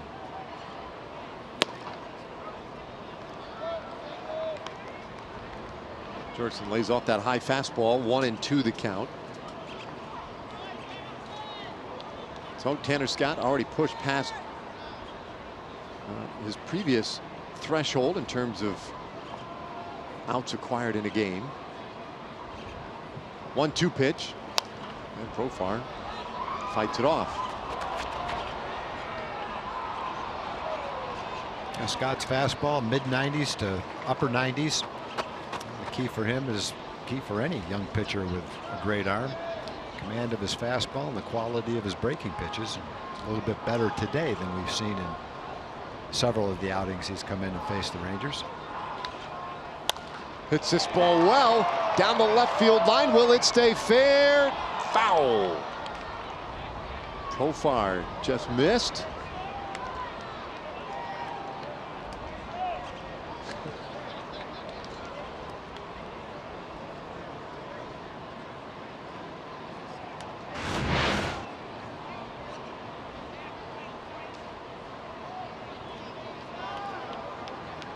Good hustle play in the stands.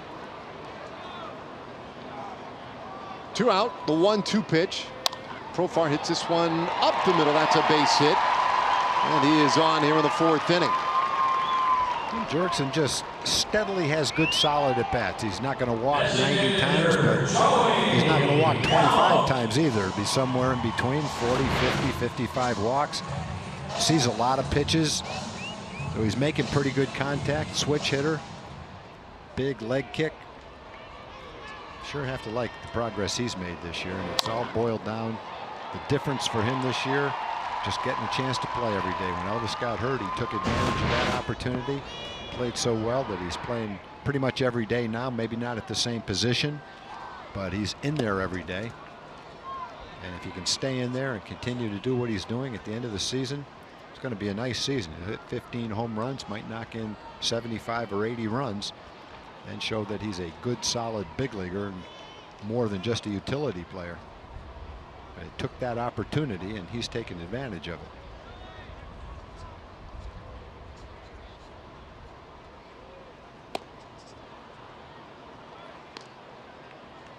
0-2 to Gallo.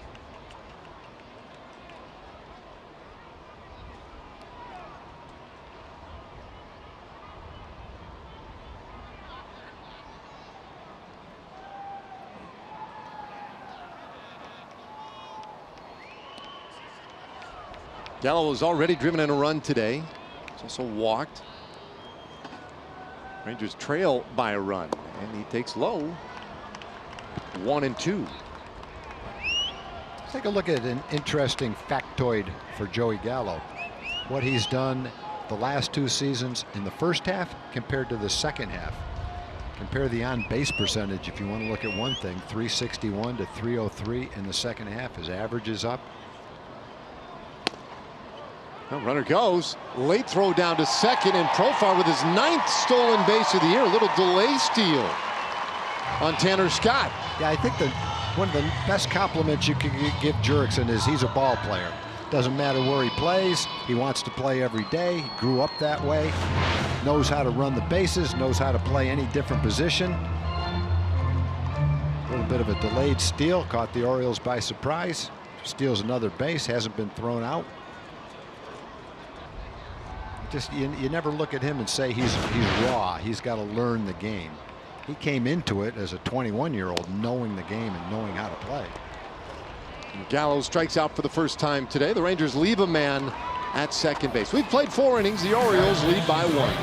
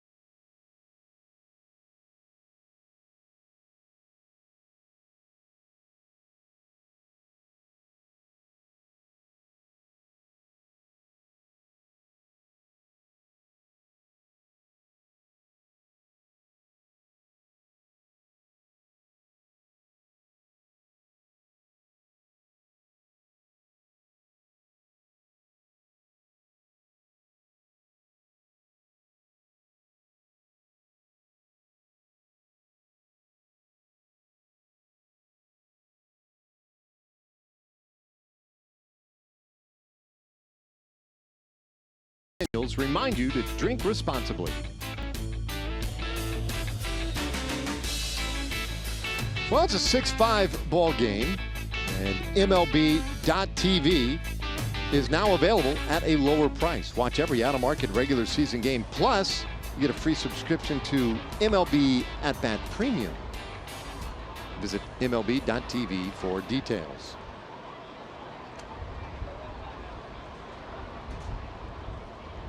All right, so here we go now in the 5th.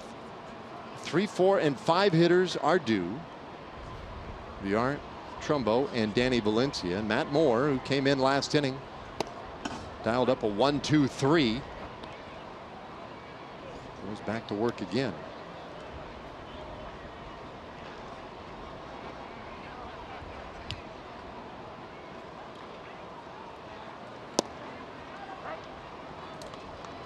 Oh, 2. Villar, meanwhile, he has walked, he has singled, he has scored a run. Orioles got a run in the first, 3 runs in the second inning, 2 runs in the third. Last inning failed to score for the first time this afternoon, and Villar just does stay alive. Villar has been a well-traveled player in his career. He has spent a handful of seasons with a couple of different clubs, including the Houston Astros and the Milwaukee Brewers, and now hoping to stick for a while in Baltimore.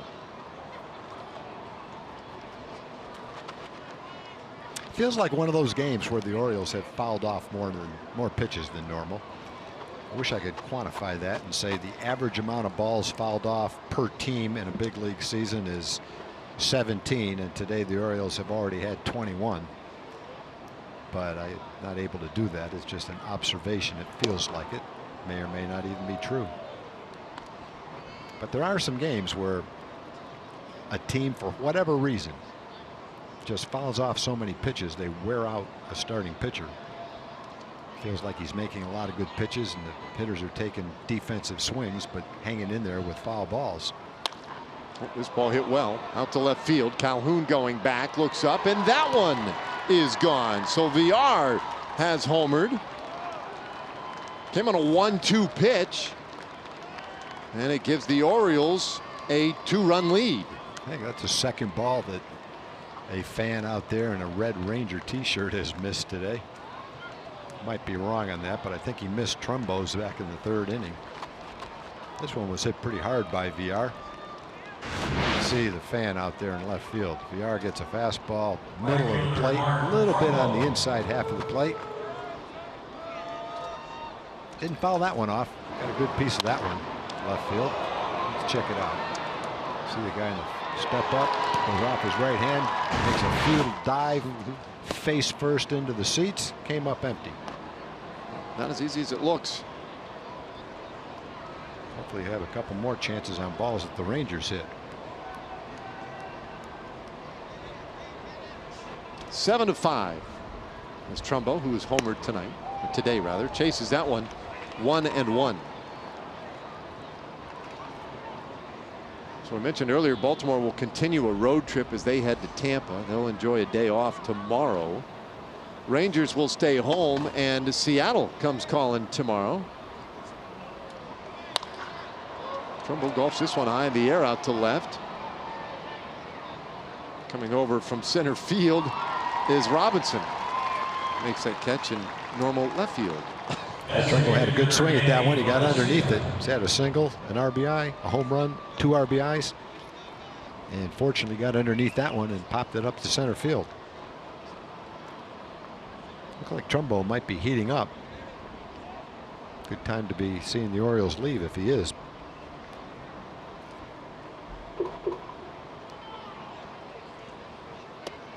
Well, Danny Valencia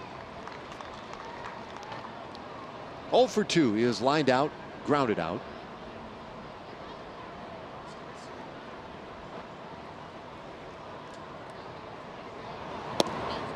Backdoor breaking ball that just missed. 1-1 the count.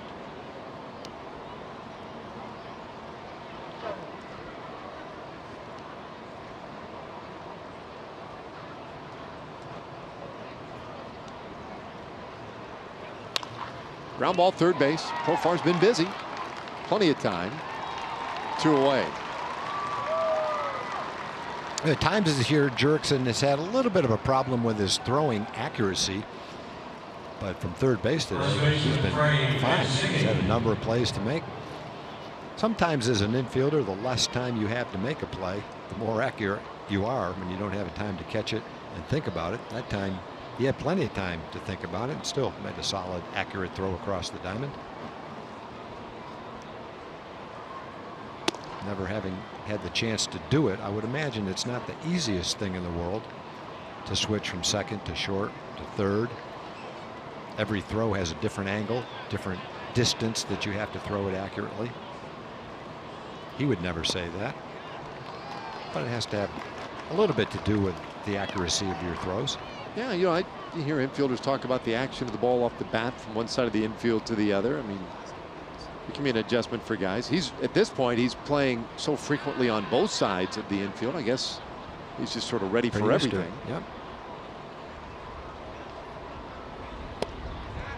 I wonder, you know, as you start to think in advance of how things could play out, and if you're going to use a guy in a super utility role like that, how important it would be for a manager to make sure that you're getting a guy who looks on both sides of the infield with some regularity. Valencia lofts this one out to right field.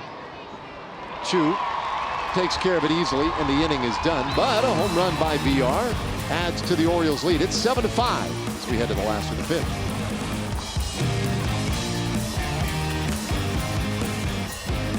Ladies and gentlemen, Texas Live is opening.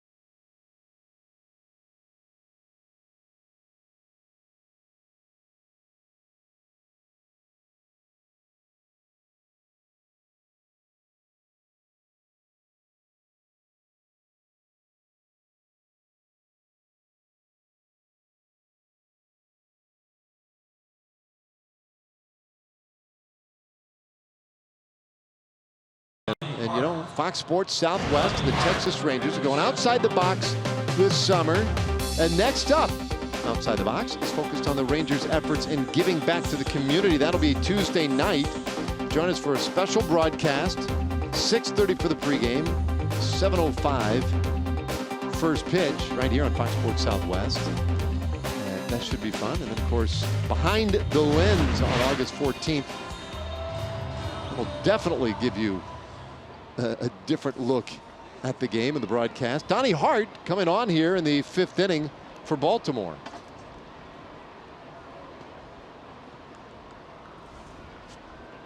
Hart, third pitcher of the day, relieves Tanner Scott, who did a really nice job. Scott went 2 1/3, allowed just 1 hit, struck out 4.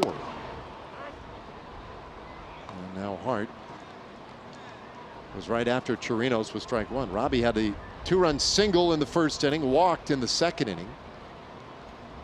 Rangers hoping to sort of spark that offense again. Went a little quiet at the end of that second inning, and since then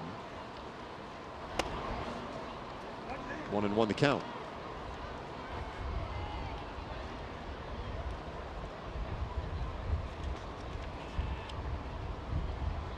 Saw Hart Friday night pitched 2/3 of an inning in a ball game the Rangers won 11-3. And we also saw him in the blowout on Thursday. That one way inside, 2-1. He went an inning and a third on Thursday night. Yeah, you can tell by the delivery that the opportunity for him to be very successful against left-handers is there. Steps way over toward first base. Comes from that sidearm angle. So the angle that the left-hand hitter has to face him is kind of tough. Right-handers, a little different story though. They're 11 for 25, which is a 440 average against him. And after Robinson hits, there's 5 straight left-handed hitters, which is probably why he's in there right now. So maybe he'll make a mistake to Robinson and he'll put a charge in one before the left-hand hitters get a chance to hit.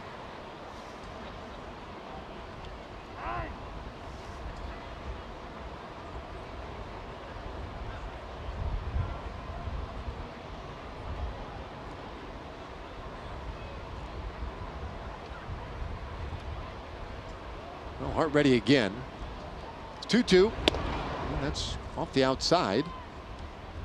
So full count to Chirinos, who we mentioned earlier, swinging a good bat. A couple of smallish lefties that Showalter is trotted out here in relief of Jeffrey Ramirez.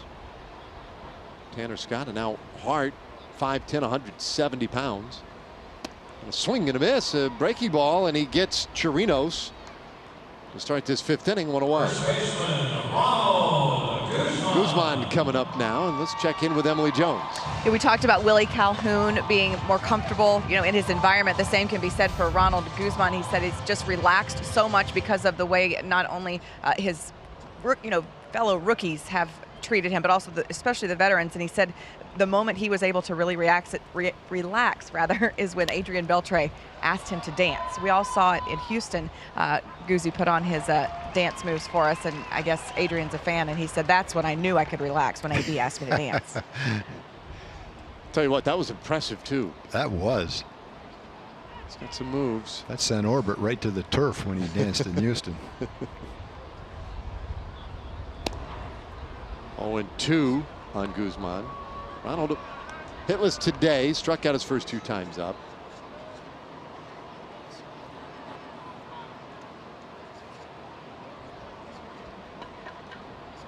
And Hart not wasting much time. Swings that one a little low. Donnie Hart played at Texas State, former Bobcat. That was the 27th round pick by the Orioles in 2013. And this is his 3rd season in the big leagues with Baltimore.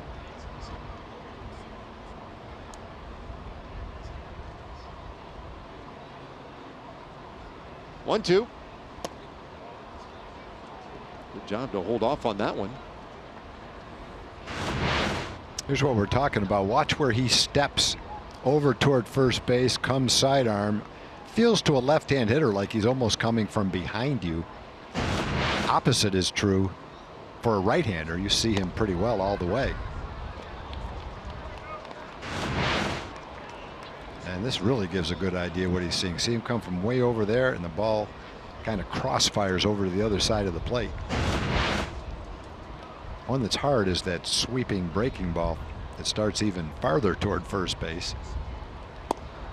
There's ball 4. Good at bat for Guzman. Saw some tough pitches. Patiently waited them out. Takes the walk. Time for a Chevy game break. Let's check in again with Leslie McCaslin.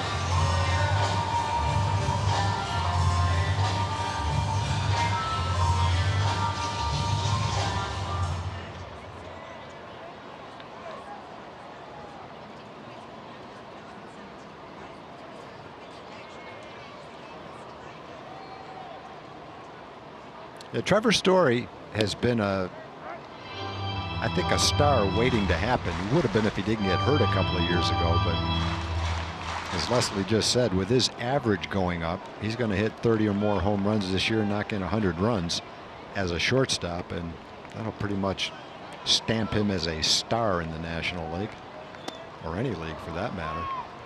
Though a local kid doing a great job. Down the road, there might be another local kid playing shortstop in the big leagues. Bobby Witt's son. Oh boy. Bobby Jr. Looks like a tremendous prospect for next year. Watched him a little bit in the home run derby that he competed against. Can't remember the name of the kid he was up against, but both of them looked like, they didn't look like 17-year-olds. They looked like big leaguers the way they were hitting the ball. That was one of the more impressive exhibitions of power hitting by 2 17-year-olds as I think you'll ever see. And of course, it's really early, but a lot of folks talking about Bobby Witt Jr. is the potential #1 pick. Yeah, and a lot of things can happen between now and then. College pitchers can pop up, other players can pop up, but I think it's pretty safe to say, Dave, that he's regarded as a certain high pick in the draft next year. Rangers drafted his dad, I believe, as the 5th pick in the draft out of the University of Oklahoma. He was on the Olympic team. Remember the year before that draft. Oh, broken bat roller to first. And the throw to second. They force out Guzman. Mancini, good job to stay with that one. That was definitely a little bit of a problem for Mancini, because out of the corner of his eye, he can see the end of the bat coming his way. And it almost looked like he was a little bit reluctant to reach out for the ball. because he wasn't sure what the bat was going to do. You get a good look at it right here. You can see the bat coming right at him. And somehow he was able to reach, catch the ball, and the bat missed him, and he got the force out at second base. Pretty good concentration on that play.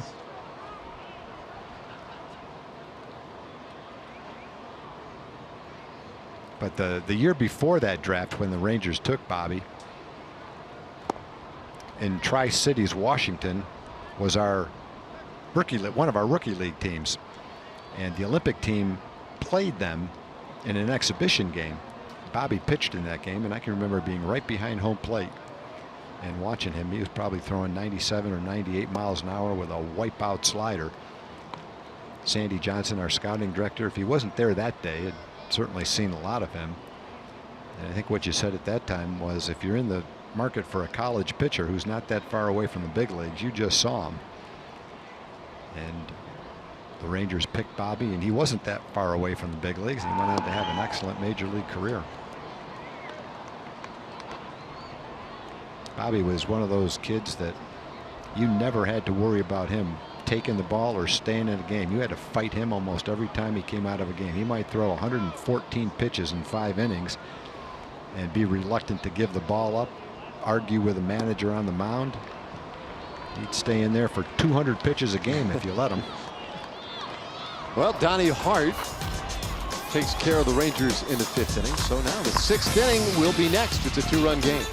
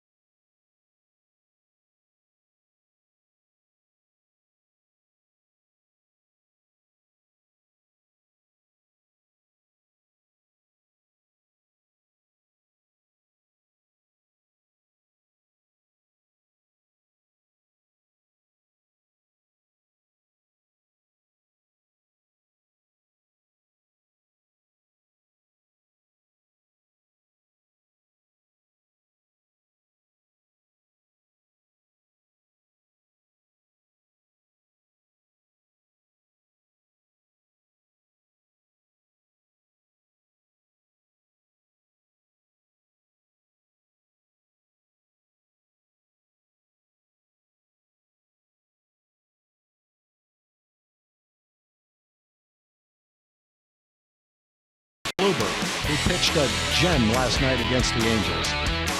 3 hits, shutout, less than 100 pitches, and all you have to do is watch 6 or 7 pitches and see what the pitcher has to contend with. Great slider, great sinker, tremendous command, and there aren't many pitchers who have better composure on the mound than Corey Kluber, as calm as they come. He's already won a couple of Cy Young awards. If he keeps throwing like that, he'll be in the running for another one this year.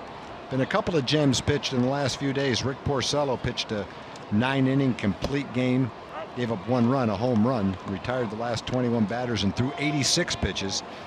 Yesterday, Kluber a shutout and only threw 98 pitches.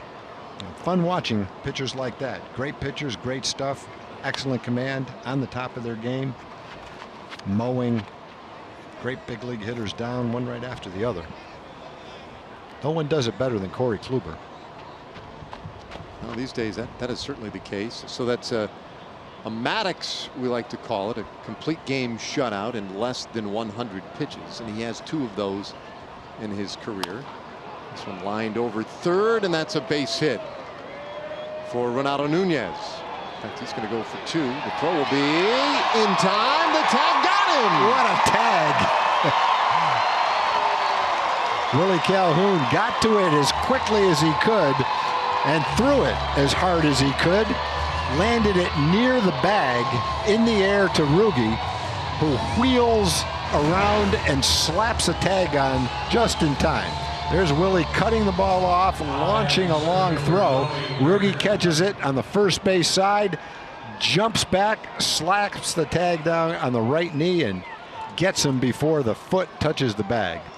Nice play by Willie, getting it there, and a superb play by Rugi to catch it, wheel around, and make the tag. I thought the throw was going to take him just too far away from the play. Me too. Really good job. Like a good post player.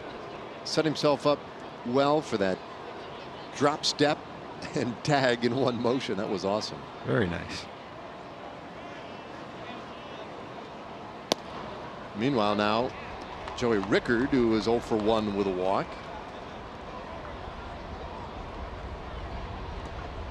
So 1 out here in the 6th inning. It's a 2-run game.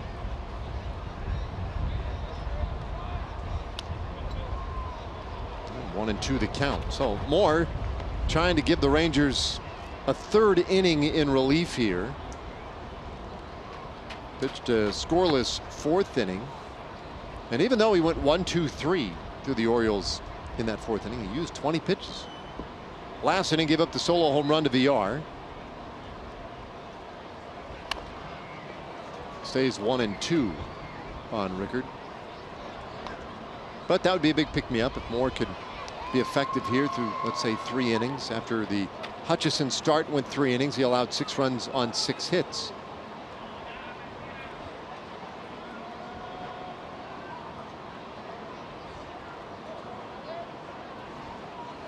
There's a swing and a miss, and Rickard strikes out for the 2nd out of the inning.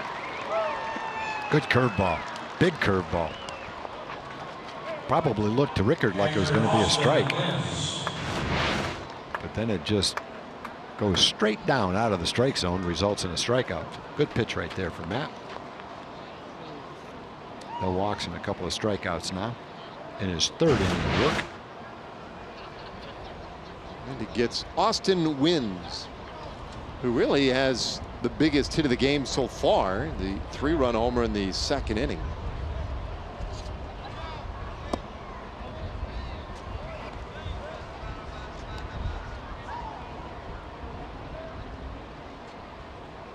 Wynns from Southern California, just 27 years old. This is his first taste of the big leagues this year. Had 2 balls and no strikes. Originally a 10th round pick by the Orioles in 2013. When you look back at his minor league numbers, he really never had a big power season until last year. Hit 10 home runs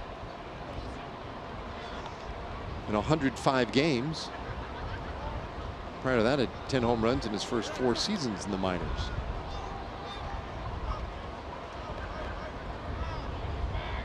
Moore's 3-0, and that one is down the middle.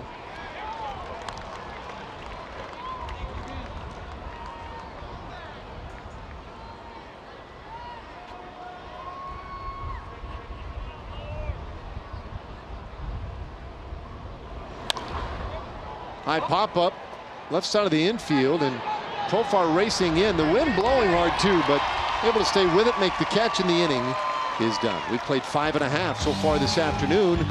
Rangers trail by 2.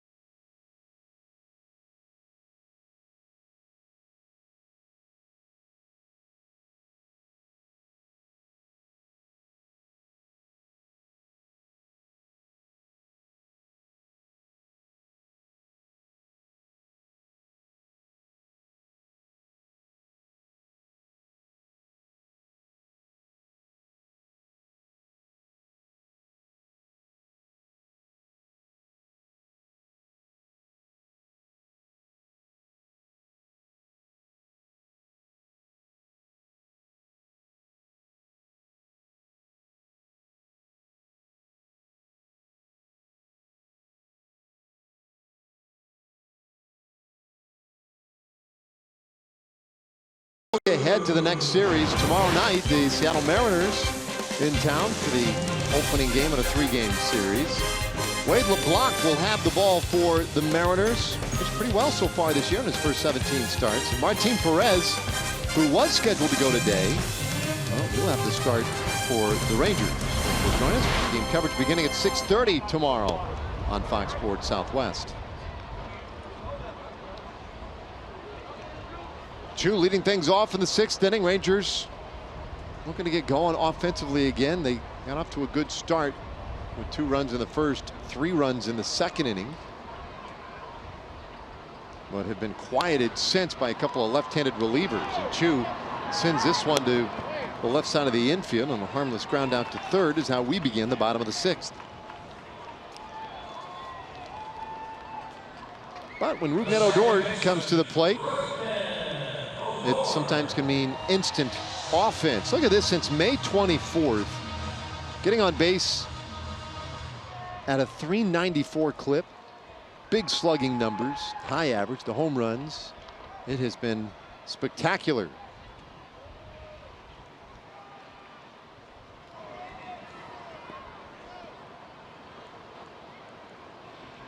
Today has a double. You have scored a run. We definitely play him to pull on the infield. That somewhat standard shift that guys like Odor and Gallo seem to see. And 3 infielders looking for a hard ground ball over there, and poor Renato Nunez all by his lonesome on the left side.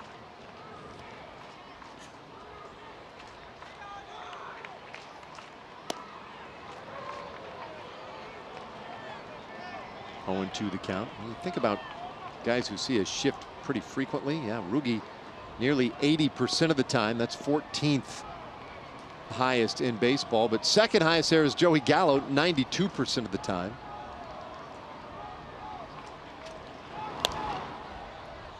This one fouled back out of play, stays 0-2.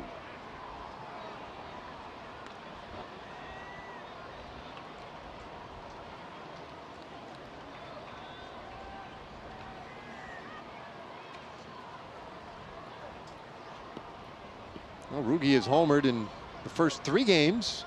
So Thursday, Friday, and Saturday here against Baltimore. But both he and Joey have been kept inside the yard so far today. And he swings and misses at strike 3. So 2 gone in the 6th. Yeah, nice job, as you mentioned, Dave, by the 2 lefty relievers that have come in. With a left-hand hitting string of hitters done, Buck Showalter's probably going to make a change, but that's 1 walk and 7 strikeouts for the 2 lefties. So Hart is done. Miguel Castro will be the right-hander coming out of the bullpen for Baltimore when we come back.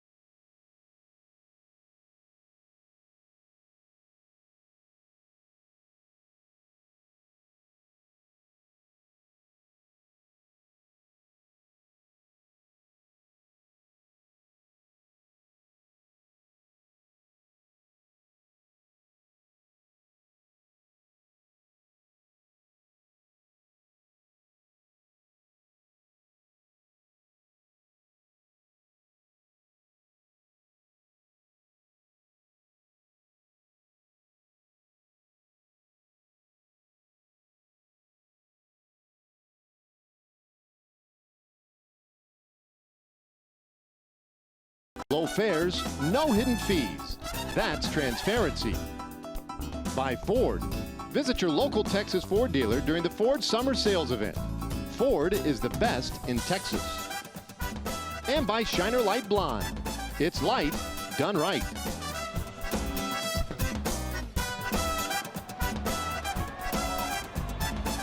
Two-run game. Rangers batting here in the bottom of the 6th inning with 2 out. And Miguel Castro is the new hurler for Baltimore. Right-hander. He deals in the upper part of the strike zone there to Elvis Andrus.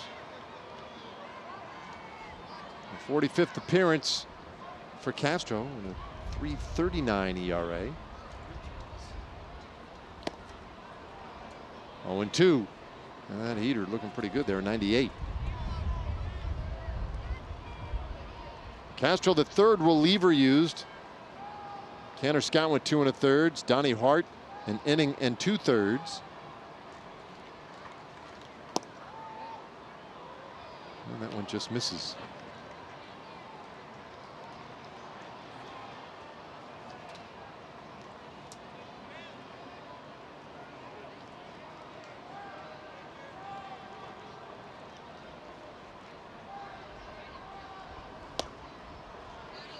Going a little further off the plate. And no takers. Elvis tripled back in the 1st inning, 1 for 3.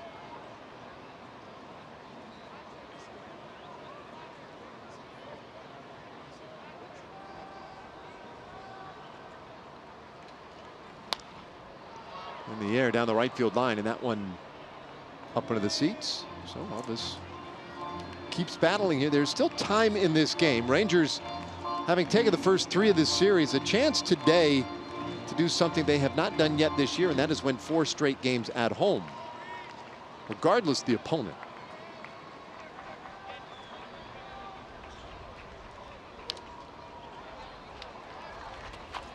In fact, I think in the month of July, I was just kind of flipping through these things quickly earlier today, but in July at home, the Rangers had 4 hits, or rather, check that.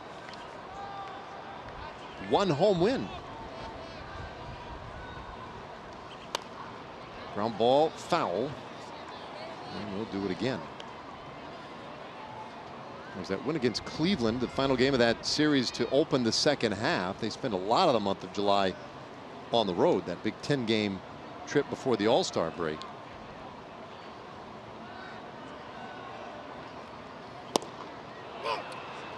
Well, that was a good fastball, 96 miles an hour, sinking right at the bottom of the strike zone.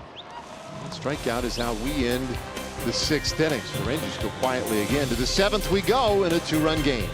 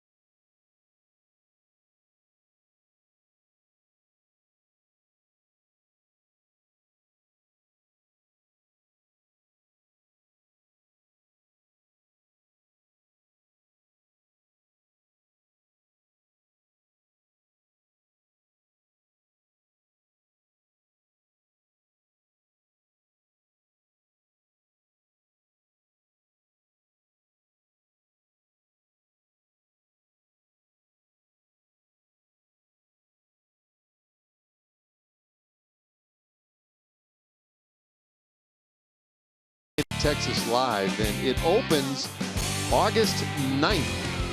Yeah, that's like 4 days from now. That place will be open. I took a tour, I don't know, last homestand. Amazing, amazing venue. It is going to be so much fun. So the opening on the 9th, and I just would implore folks, come on out, check it out when you get a chance. I like driving by it every day into the parking lot and seeing what's been done, the brickwork that goes up every day. They're working non-stop 7 days a week right now to get it ready. Definitely taking shape. Meanwhile, here we go to the 7th inning, and it's a 2-run Orioles lead. Top of the order against Matt Moore, pitching in his 4th inning in relief. So Moore's really done a nice job just to hang in there and gobble up some innings. Well, that's what we said when he came in. It's a good opportunity for him, and based on a little bit of lack of success his last few times out, kind of an important outing for him to come in, establish himself, being able to come in and get the job done. And he's doing that. Hoped he could go 4 innings and do it well, and he's on his way to 4 innings. Hasn't walked a batter. Gave up the home run to Villar, but other than that, very solid. No walks, 3 strikeouts.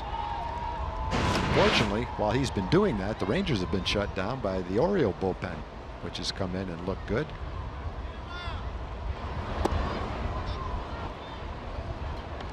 In-game box scores, Tim Beckham takes ball 1, and Beckham hitless so far. It's Villar and Trumbo right behind him, though, have done some of the real damage today, both of them with home runs. Austin Wynns at the bottom of the order there, a big 3-run homer. 1 ball, 1 strike on Beckham. And everything's been to the left side of the infield with him up there this afternoon.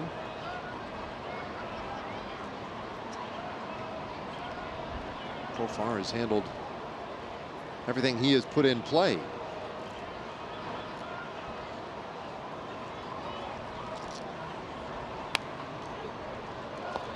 Couldn't stop himself. Stays 1 and 2.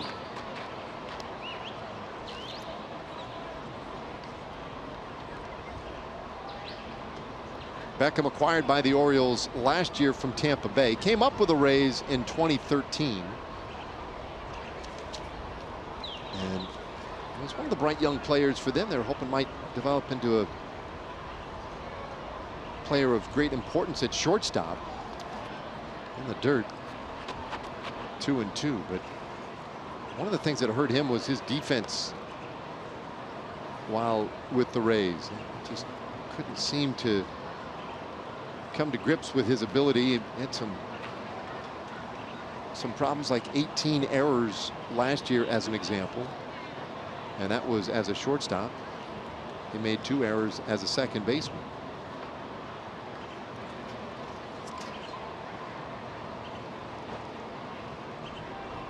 Beckham getting a chance to play shortstop all the time now with Manny Machado no longer in an Orioles uniform. And he swings and misses strike 3. So back-to-back strikeouts in the 7th for Moore. Very nice off-speed pitch to Beckham. Very nice changeup. Looked a lot like Cole Hamels' changeup right there. Sinking down a little bit out of the strike zone. Good delivery with it. Beckham, as you can see, is way out in front of it, which is the intention of the changeup. Into his 4th inning, no walks, 4 strikeouts right now for Matt. One of his better outings.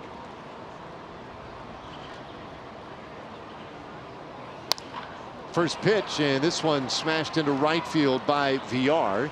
He's going to turn and try for 2. Chu had a little trouble coming up with that one cleanly. And so Villar with a 2-out double. Well, Villar's been a force in this series.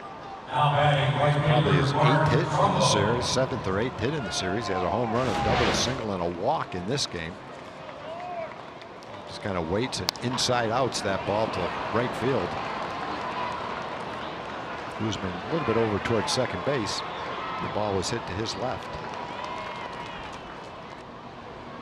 I'd say the early returns for the Orioles, they have to be pretty pleased with what they have seen from Villar. A 3-hit game today, 8 hits in this series.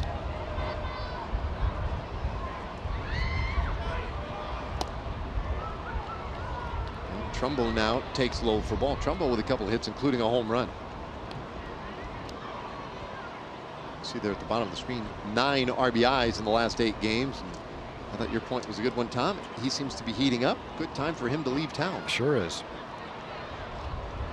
That's the case with a lot of power hitters. And they get into a good streak. All you have to do is look at Rugi, look at Gallo. When they get into a streak, they just seem to come in rapid succession. We've shown several times in the last couple of days what Rugi and Joey have done since the All-Star break, about a 2-week period. And Trumbo's capable of doing the same kind of things for the Orioles that guys in the middle of the Rangers lineup have been doing. 1-2 the count, and this is an important plate appearance or at bat for Matt Moore. Chance to complete the 4 innings. That's one piece of it, but it's a 2-run game right now. Rangers with 3 at bats remaining in this game. They've got a chance, plenty of time, to find a weakness in that Orioles bullpen and come back and win this game. But pretty imperative that Moore keep it a reachable game. Checks Villar at second, and the 1-2. And this ball lifted high in the air, deep to left field. Calhoun won't have a play on it. That's a 2-run shot for Trumbo. And just like that, it's a 4-run lead for Baltimore. 9-5 the score. Yeah, unfortunately, this was a 4-game series and not a 3-game series. The Rangers are catching Trumbo as he's heating up. 2 home runs and an RBI single in this game. 2 two-run homers and an RBI single in this game. It's a high fastball. He likes the ball up. That pitch is borderline whether it's a strike or not. And he can hit the ball up there. He's not a guy that's patient and gets a lot of walks. He swings at a lot of pitches, and a lot of them are out of the strike zone. That might have been one of them. But he likes the ball up there. Not a fluke that he hit it. More opportunities for our fan out there in left field, but just hasn't worked out yet. Now the first pitch to Valencia for a strike. Hang in there, partner. Still have time. That was a 14th multi-homer game in Trumbo's career.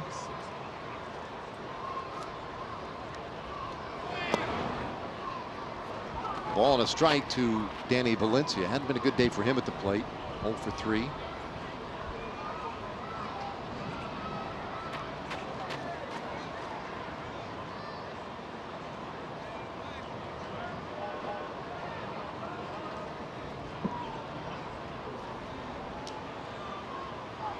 Moore's 1-1.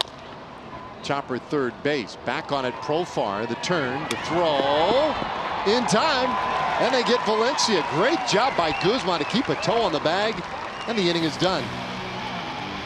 But Baltimore with a 2-run homer by Trumbo extends their lead. Time for God Bless America. Here's Chuck Morgan. Your attention, please, ladies and gentlemen. Will you please rise and direct your attention to the area behind home plate and welcome back Megan Logman. In honor of all the veterans who have served our country and the servicemen and women who are currently stationed at home and around the world, Megan Logman will now perform God Bless America. God bless America, land that I love. Stand beside her and guide her through the night with the light from above. From the mountains to the prairies to the oceans wide with foam. God bless America, my home, sweet home. God bless America, my home, sweet home.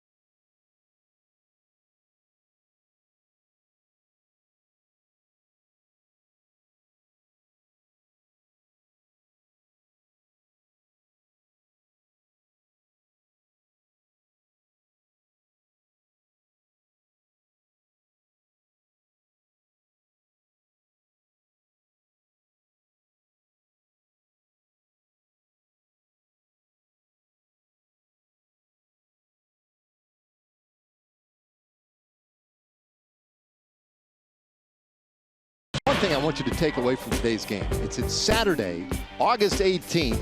The first 15,000 fans get a Nomar Mazara bobblehead, courtesy of Coca-Cola and Walmart. Go to TexasRangers.com or call 972-RANGERS. Come on out, Rangers, Angels, get your Nomar Mazara bobblehead. All right, some changes for the Orioles. Joey Rickard moves over from center field to right, which left center field wide open, and Adam Jones stepped right in. Profar leading things off in the 7th, and Castro runs it a little bit in. It's 1-1. Profar, Gallo, Chirinos are due. So I guess they feel like Trumbo has done his job today. And enough home runs, he can have the rest of the day off. Upstairs, 2-1 the count.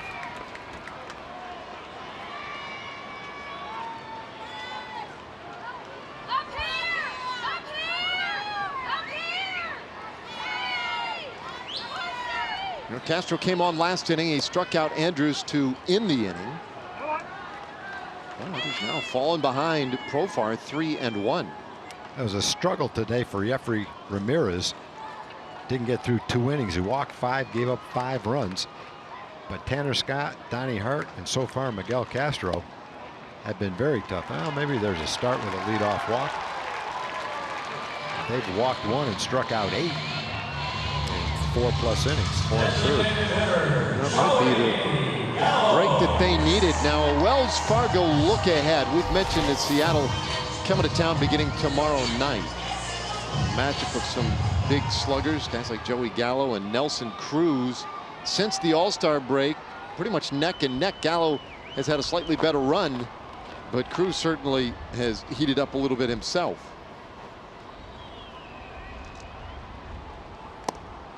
Gallo could tie the game if he gets up a second time this inning. Here he can get them within 2. Heck, he could give him the lead if he got up again this inning.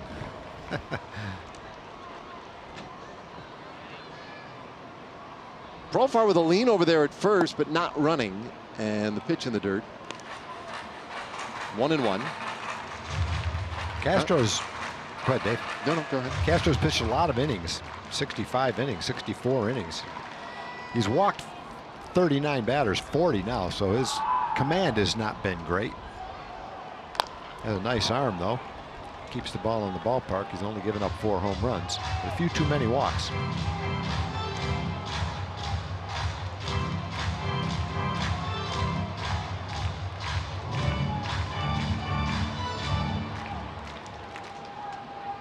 Well, he faced the right-hander Andrews. The switch hitter Profar flopped him over to the left side of the plate.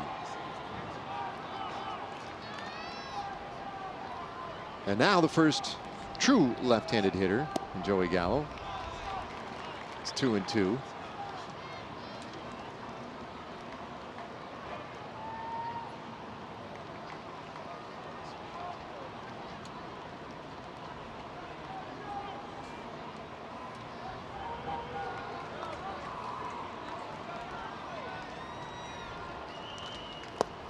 That one low and in. So he's trying to get him to chase one low and in, but Gallo not taking the bait. And Joey right now has been a much more patient hitter.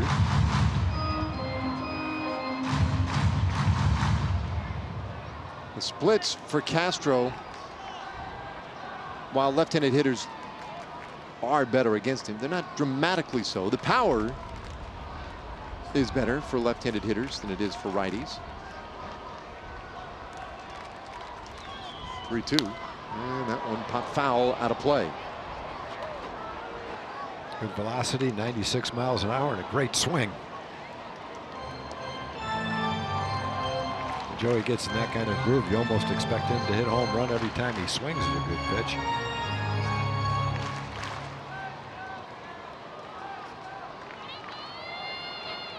I sort of feel like he'll hit one here.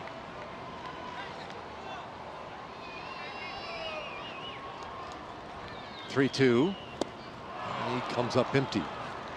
So a strikeout is the first out of the inning.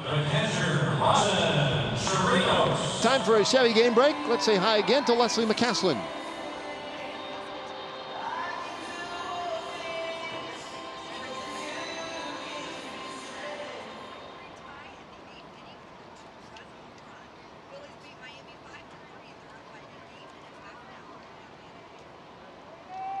Yeah, Philly's playing a little bit better baseball right now. That's 5 in a row for Philadelphia. Chirinos now takes one outside for a ball. So we talked earlier about how the Nationals seem to be turning things around a little bit, starting to heat up and climb back in that race in the National League East. But the Phillies have answered with a nice little run of their own, and they have been brilliant at home. Phillies, the best home team in the National League, and second really only to Boston and New York in the American League. So they have made good use of Citizens Bank Park. What an amazing run it has been for the Phillies here in 2018. Ahead of schedule, as we say, on some of these rebuilds. Gabe Kapler putting himself in position to be considered for Manager of the Year honors in the National League. He's had an interesting career. He was a player, obviously. Remember, he had a couple of home runs on opening day one year for the Rangers. He's been in broadcasting. He's been an executive. He's been a minor league manager. Done a little bit of everything, really. Got a chance to be a manager. So far, the results have been pretty good after 4 months. A little shaky start for him, though, in April. He made a couple of, I won't say managerial blunders, because you don't know exactly who made the mistakes. Not getting a pitcher warmed up, bringing in the wrong pitcher. Is that what it was? Yep. And that easily could have been the pitching coach and not him, but managers accept the responsibility for those things. And all Gabe did was say, look, I've got things to learn. We all have things to learn. We'll look at all our decision making. We'll analyze it. We'll get better. It looks like that's been exactly what's happened this year for the Phillies. No one's talking about those things now. Chirinos swings and misses. Strike 3. Boy, he was going after it there. 2 down in the 7th inning. Really good arm for Miguel Castro. You can see the velocity, the two-seam fastball, how it tails in and sinks just a little bit on Robinson. It's a 3rd strikeout. Every out recorded by Castro has been a strikeout. Also has the walk of Profar. Guzman. 10 strikeouts for the Oriole bullpen. Yeah, Penn's been really sharp on an afternoon where Jeffrey Ramirez had a hard time getting anybody out.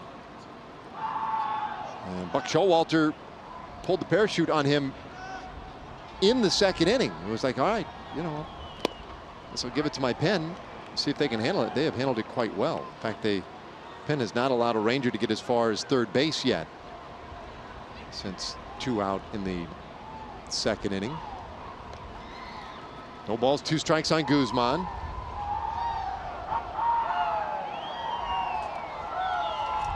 Oh, 2. And he swings and misses. So Castro strikes out the side in the 7th. Well, let's go to the 8th inning. It's 9-5 Baltimore.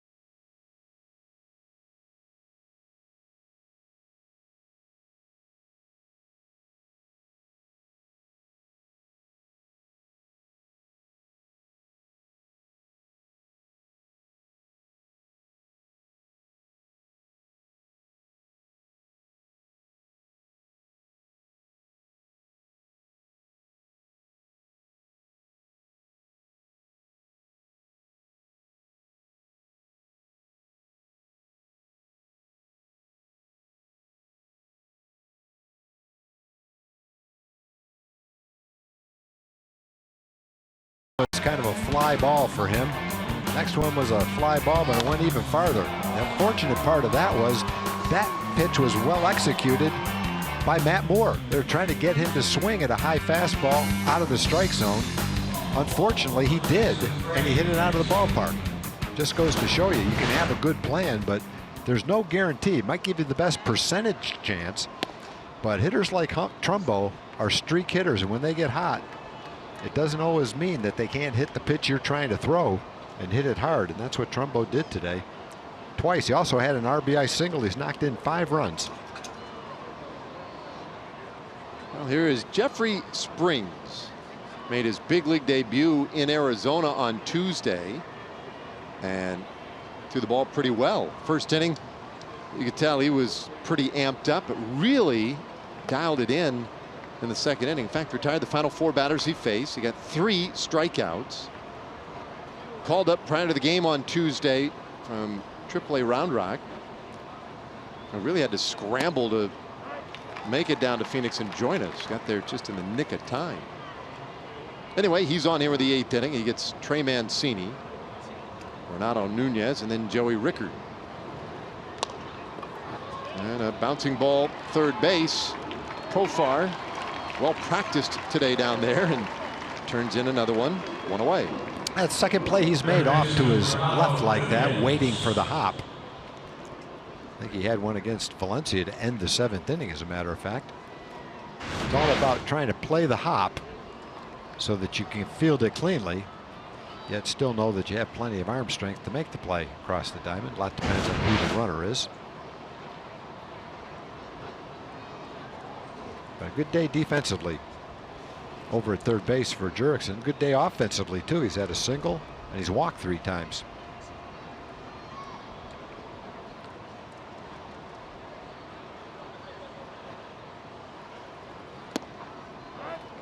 One out to Nunez, taken for a strike. Renato Nunez today, a couple of hits and 3 tries. It was fun to see Springs get that big league moment earlier in the week, and then talk to him a little bit later. We didn't get a chance to meet him before the ball game, as he got to the airport right around 5 o'clock for a 6:40 game. Scrambled to make it over to the ballpark. He said he was in the airport running to catch his flight, and he was going through, or just got through security about 15-20 minutes before the flight was scheduled to take off. Fortunately, it was delayed a few minutes, and he got on. Will pop up down to first base, and Guzman is there. 2 away. And for me, Tom, as a person who's had to travel a little bit in my life, those days where you're running through a concourse to get to a flight, you get on, you're sweating, everybody else kind of waiting on you. I won't say it ruins the whole day, but it definitely throws my day a little bit askew. It ruins the whole day if you don't get there in time. It sure does. High fly ball out to right field, and Chu tucks it away. A 1-2-3 for Jeffrey Springs. Springs said, hey, I'll do that every day if I can pitch in the big leagues. No big deal. We go to the bottom of the 8th, down by 4.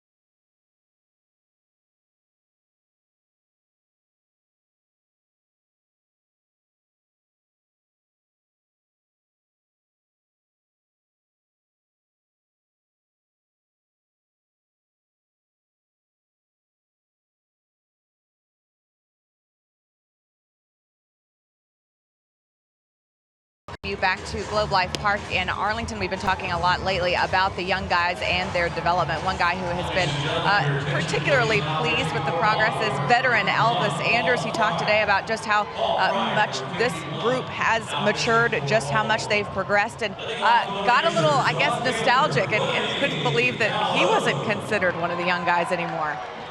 Kind of hurt his feelings a little bit. No, I think that ship has sailed. He's young to us. He's young to most of the world, but he's more of a veteran on this team.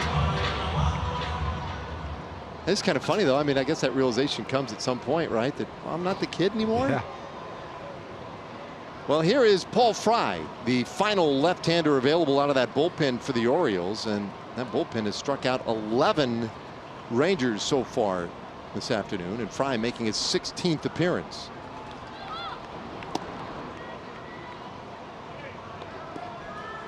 Rangers loaded the lineup with left-handed hitters, including Willie Calhoun. And so Showalter has countered today by using all his lefties out of the pen. This one lofted out to left field, but Peterson with some space to get to it. One away. Center fielder Drew Robinson. In almost 6 innings, the Oriole bullpen has only given up 1 hit. No runs, couple of walks. Yeah, they've been very good. Castro certainly looked quite sharp. The 4 strikeouts and a walk in his inning and 1/3.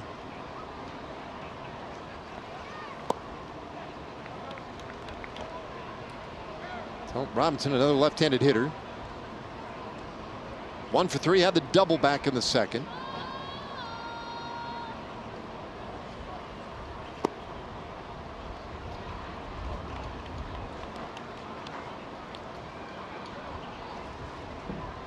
Balls, no strikes.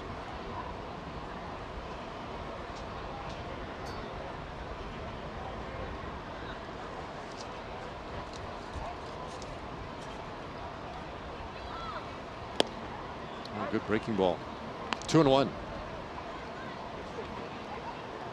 Or should the Rangers find themselves maybe building something in one of these innings, especially against Fry? They do have some right-handed bats available on the bench, guys like Adrian Beltre, Isaiah Kiner-Falefa. 2-2 the count.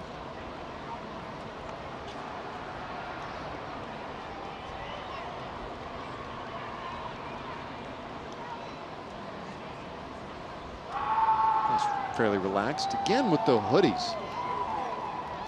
97 degrees. Everybody with these hoodies. 2-2.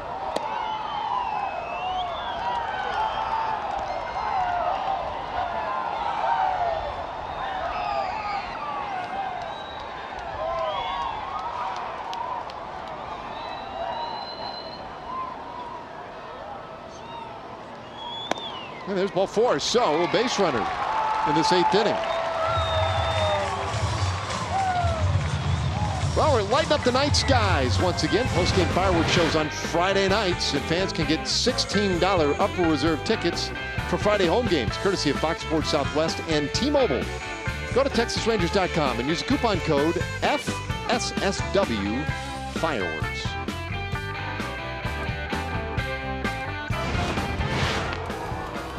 All right, so a man on for Shin-Soo Choo, and you see what his numbers look like since May 13th, and that's a long stretch of 66 games. And awfully productive, and a sac fly earlier today. The OPS 969.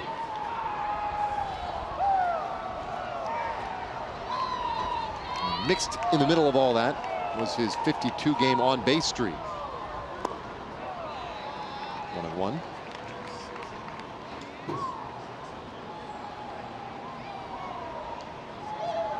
Couple of home runs in the last 4 games for Choo.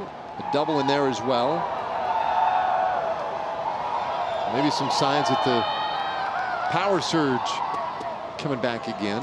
2-1. They seem to come in bunches for Choo.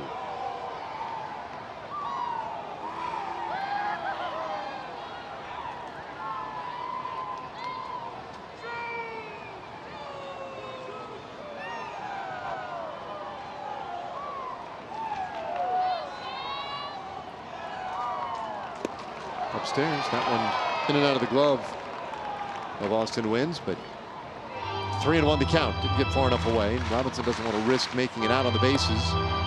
Down by 4. All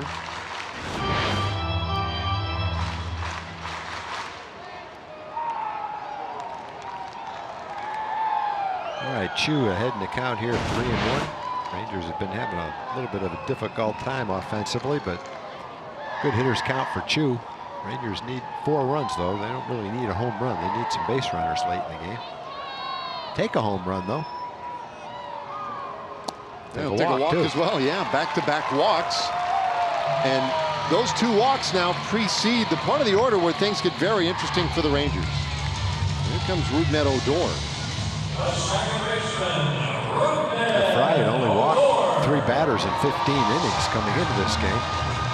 Well, Buck Showalter has to be a little bit surprised at his lack of command here with a 4-run lead. And deep down inside, probably not too thrilled about it.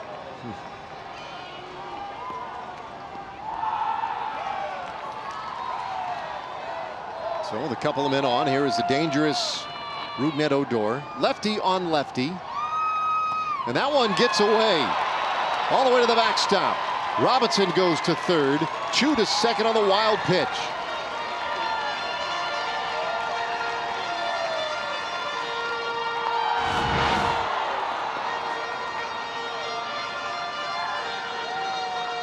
Let's see, the catcher Wins come up on that ball, expecting it to hop up a little bit, and it went right underneath his glove. He was in position to block it, just didn't have his glove down far enough. Takes away the double play, gives the Rangers a chance to get a couple of runs closer with a base hit. Roger McDowell out there to have a conversation with Fry.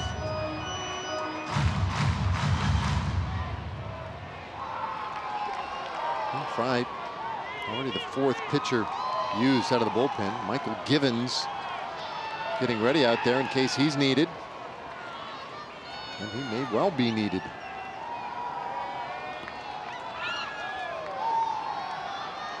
Rangers trying to fashion a comeback victory this afternoon. Odor pulls this one to the right side. Mancini will go to the bag himself. That's the 2nd out of the inning, but give Odor an RBI. 9-6 the score. Robinson able to come in on the play. And here comes Buck Showalter. So that will do it for Fry. And with the right-hander coming up, Orioles go deeper into that pin still.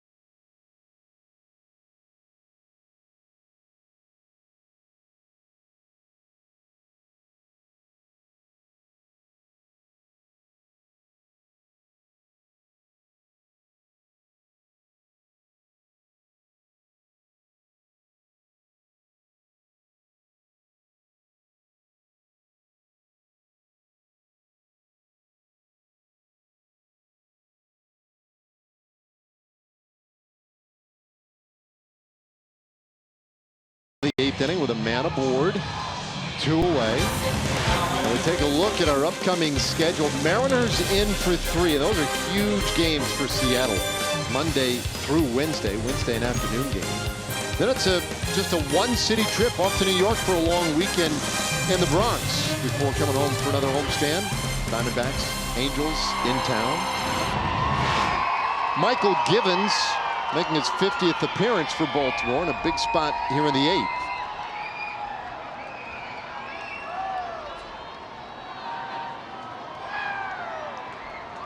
First pitch to Elvis Andrus, way inside, ball 1. Yeah, Givens has a good arm. Kind of has a sidearm type delivery, but he can rush it up there into the mid-90s.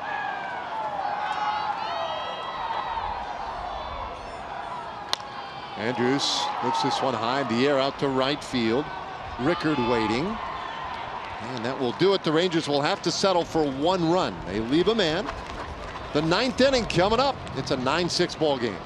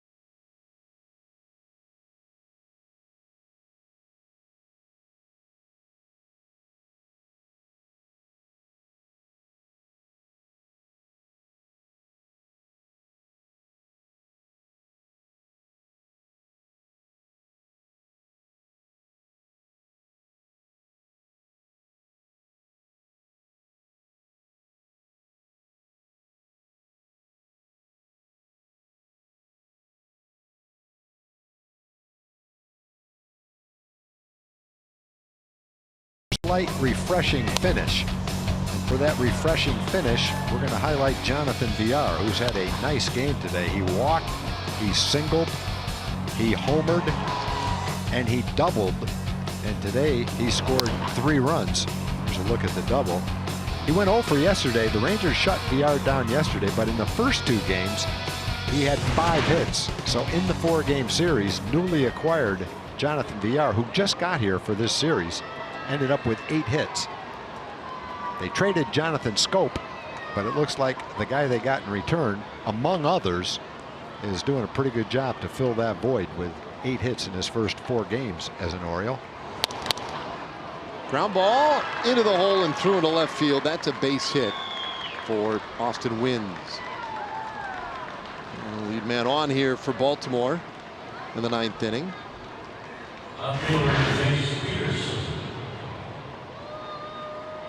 A fastball, and there's the swing. Close up by Austin Wynns. Caleb Joseph is the regular catcher. He played the first 3 games of the series.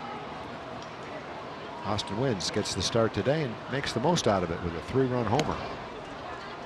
Yeah, 2 for 4 afternoon for him, so nicely done. And now to the top of the order, Jace Peterson. We've said all along this series that this is a Baltimore team. It was one of the best offensively since the All-Star break. And they put pressure on teams. Ground ball second base. Odor to second one. Andrews to first. 2 double play. 4-6-3 twin killing. And just like that, that lead man erased.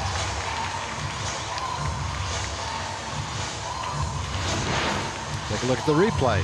This is what a routine double play looks like. Rugi to Elvis and Comley back to Ronald Guzman to turn that double play. Leadoff single is erased. Jeffrey Springs has only thrown 12 pitches to get 5 outs in this game.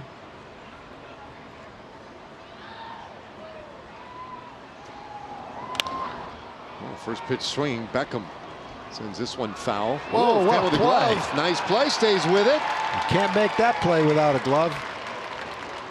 That's catcher's mitt too. He's tough. Man, so that fall didn't bother him any. Man, you can't make the kids with you proud if you don't bring a glove. Without a glove, that ball goes off your hand. You got a sore hand, and the kids are saying, "Why didn't you bring a glove?" Now they've got a ball.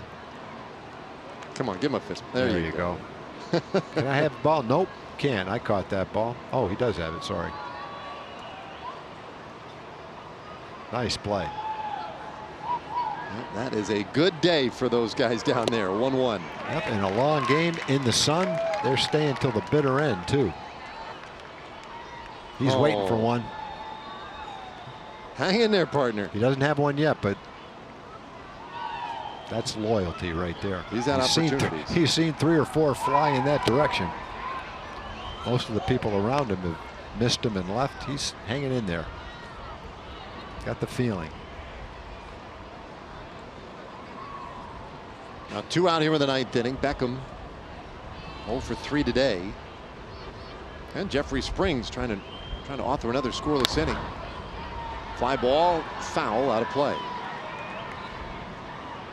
There we go. We don't need a glove for those caroms.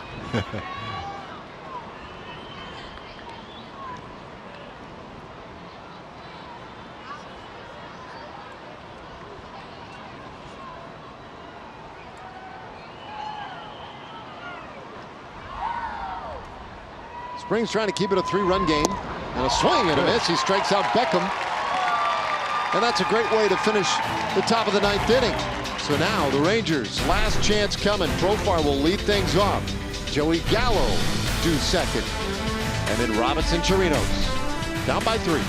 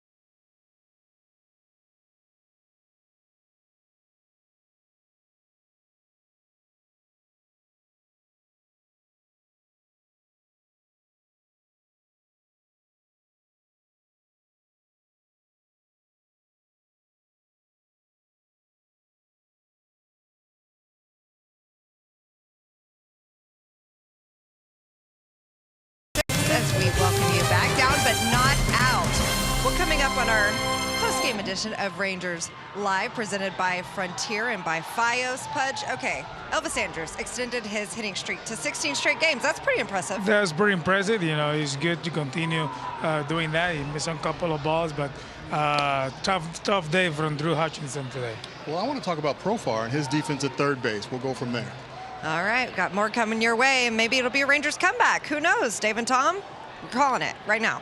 Who better to talk about defense than the doctor of defense? Making house calls on a Sunday afternoon. I love it.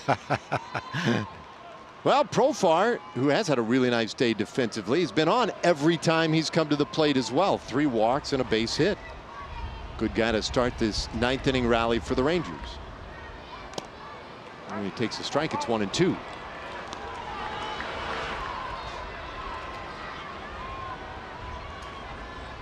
Michael Gibbons, the 6th pitcher of the day for Baltimore. He got the final out in the 8th inning. And he deals high, 2-2.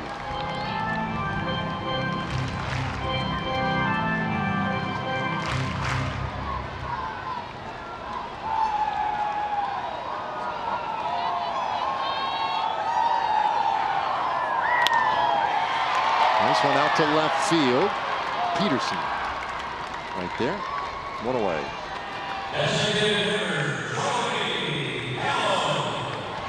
Now it brings up Joey Gallo.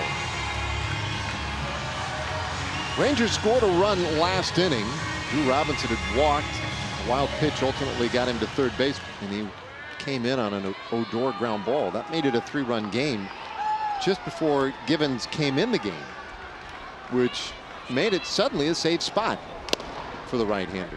And he puts one on the inside corner for a strike to Joey Gallo. Now Givens had saved some games in the minor leagues. His final year in the minor leagues in Bowie in 2015, he saved 15 games and had a 1.73 ERA that year. In the big leagues, however, this has the potential to be his first big league save. Rangers hoping to keep him off the board in that regard. Gallo with a big swing and a miss. It's 1-2.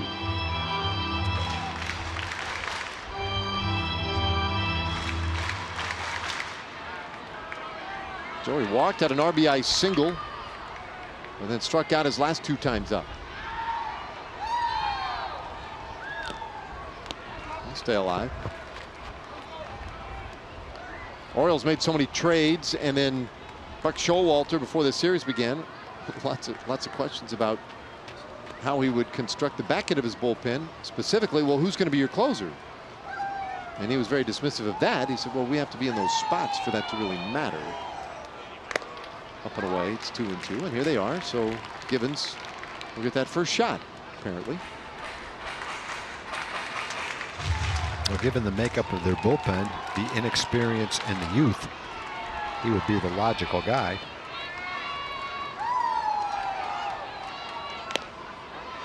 Outside corner, strike 3 called, and Gallo goes down looking. 2 away. I need to correct myself. He's got a save this year. Well, he tunes that one up in the upper part of the strike zone on the outside part of the plate at 98 miles an hour. Last inning he was throwing a little bit less than that, but now with a save on the line, he's airing it out. Good power arm. Yeah, he has 1 save this year, 15 holds. An 0-6 record.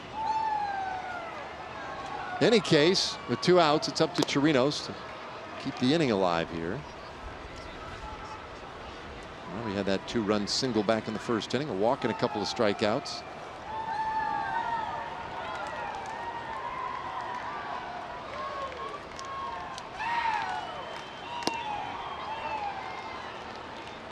And it's 1-1.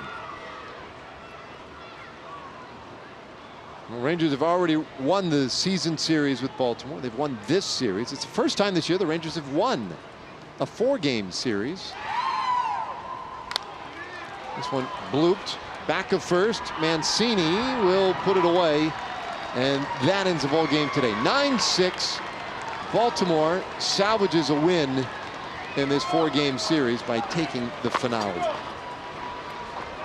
So Rangers will go back to work tomorrow against the Seattle Mariners. Stay tuned though. Leslie McCaslin has a doctor of defense, and Pudge Rodriguez back in studio to break this one down for you this afternoon. For Tom Grieve, Emily Jones, and our entire crew, I'm Dave Raymond, inviting you to stay with us. More coverage of Rangers baseball coming up right after this.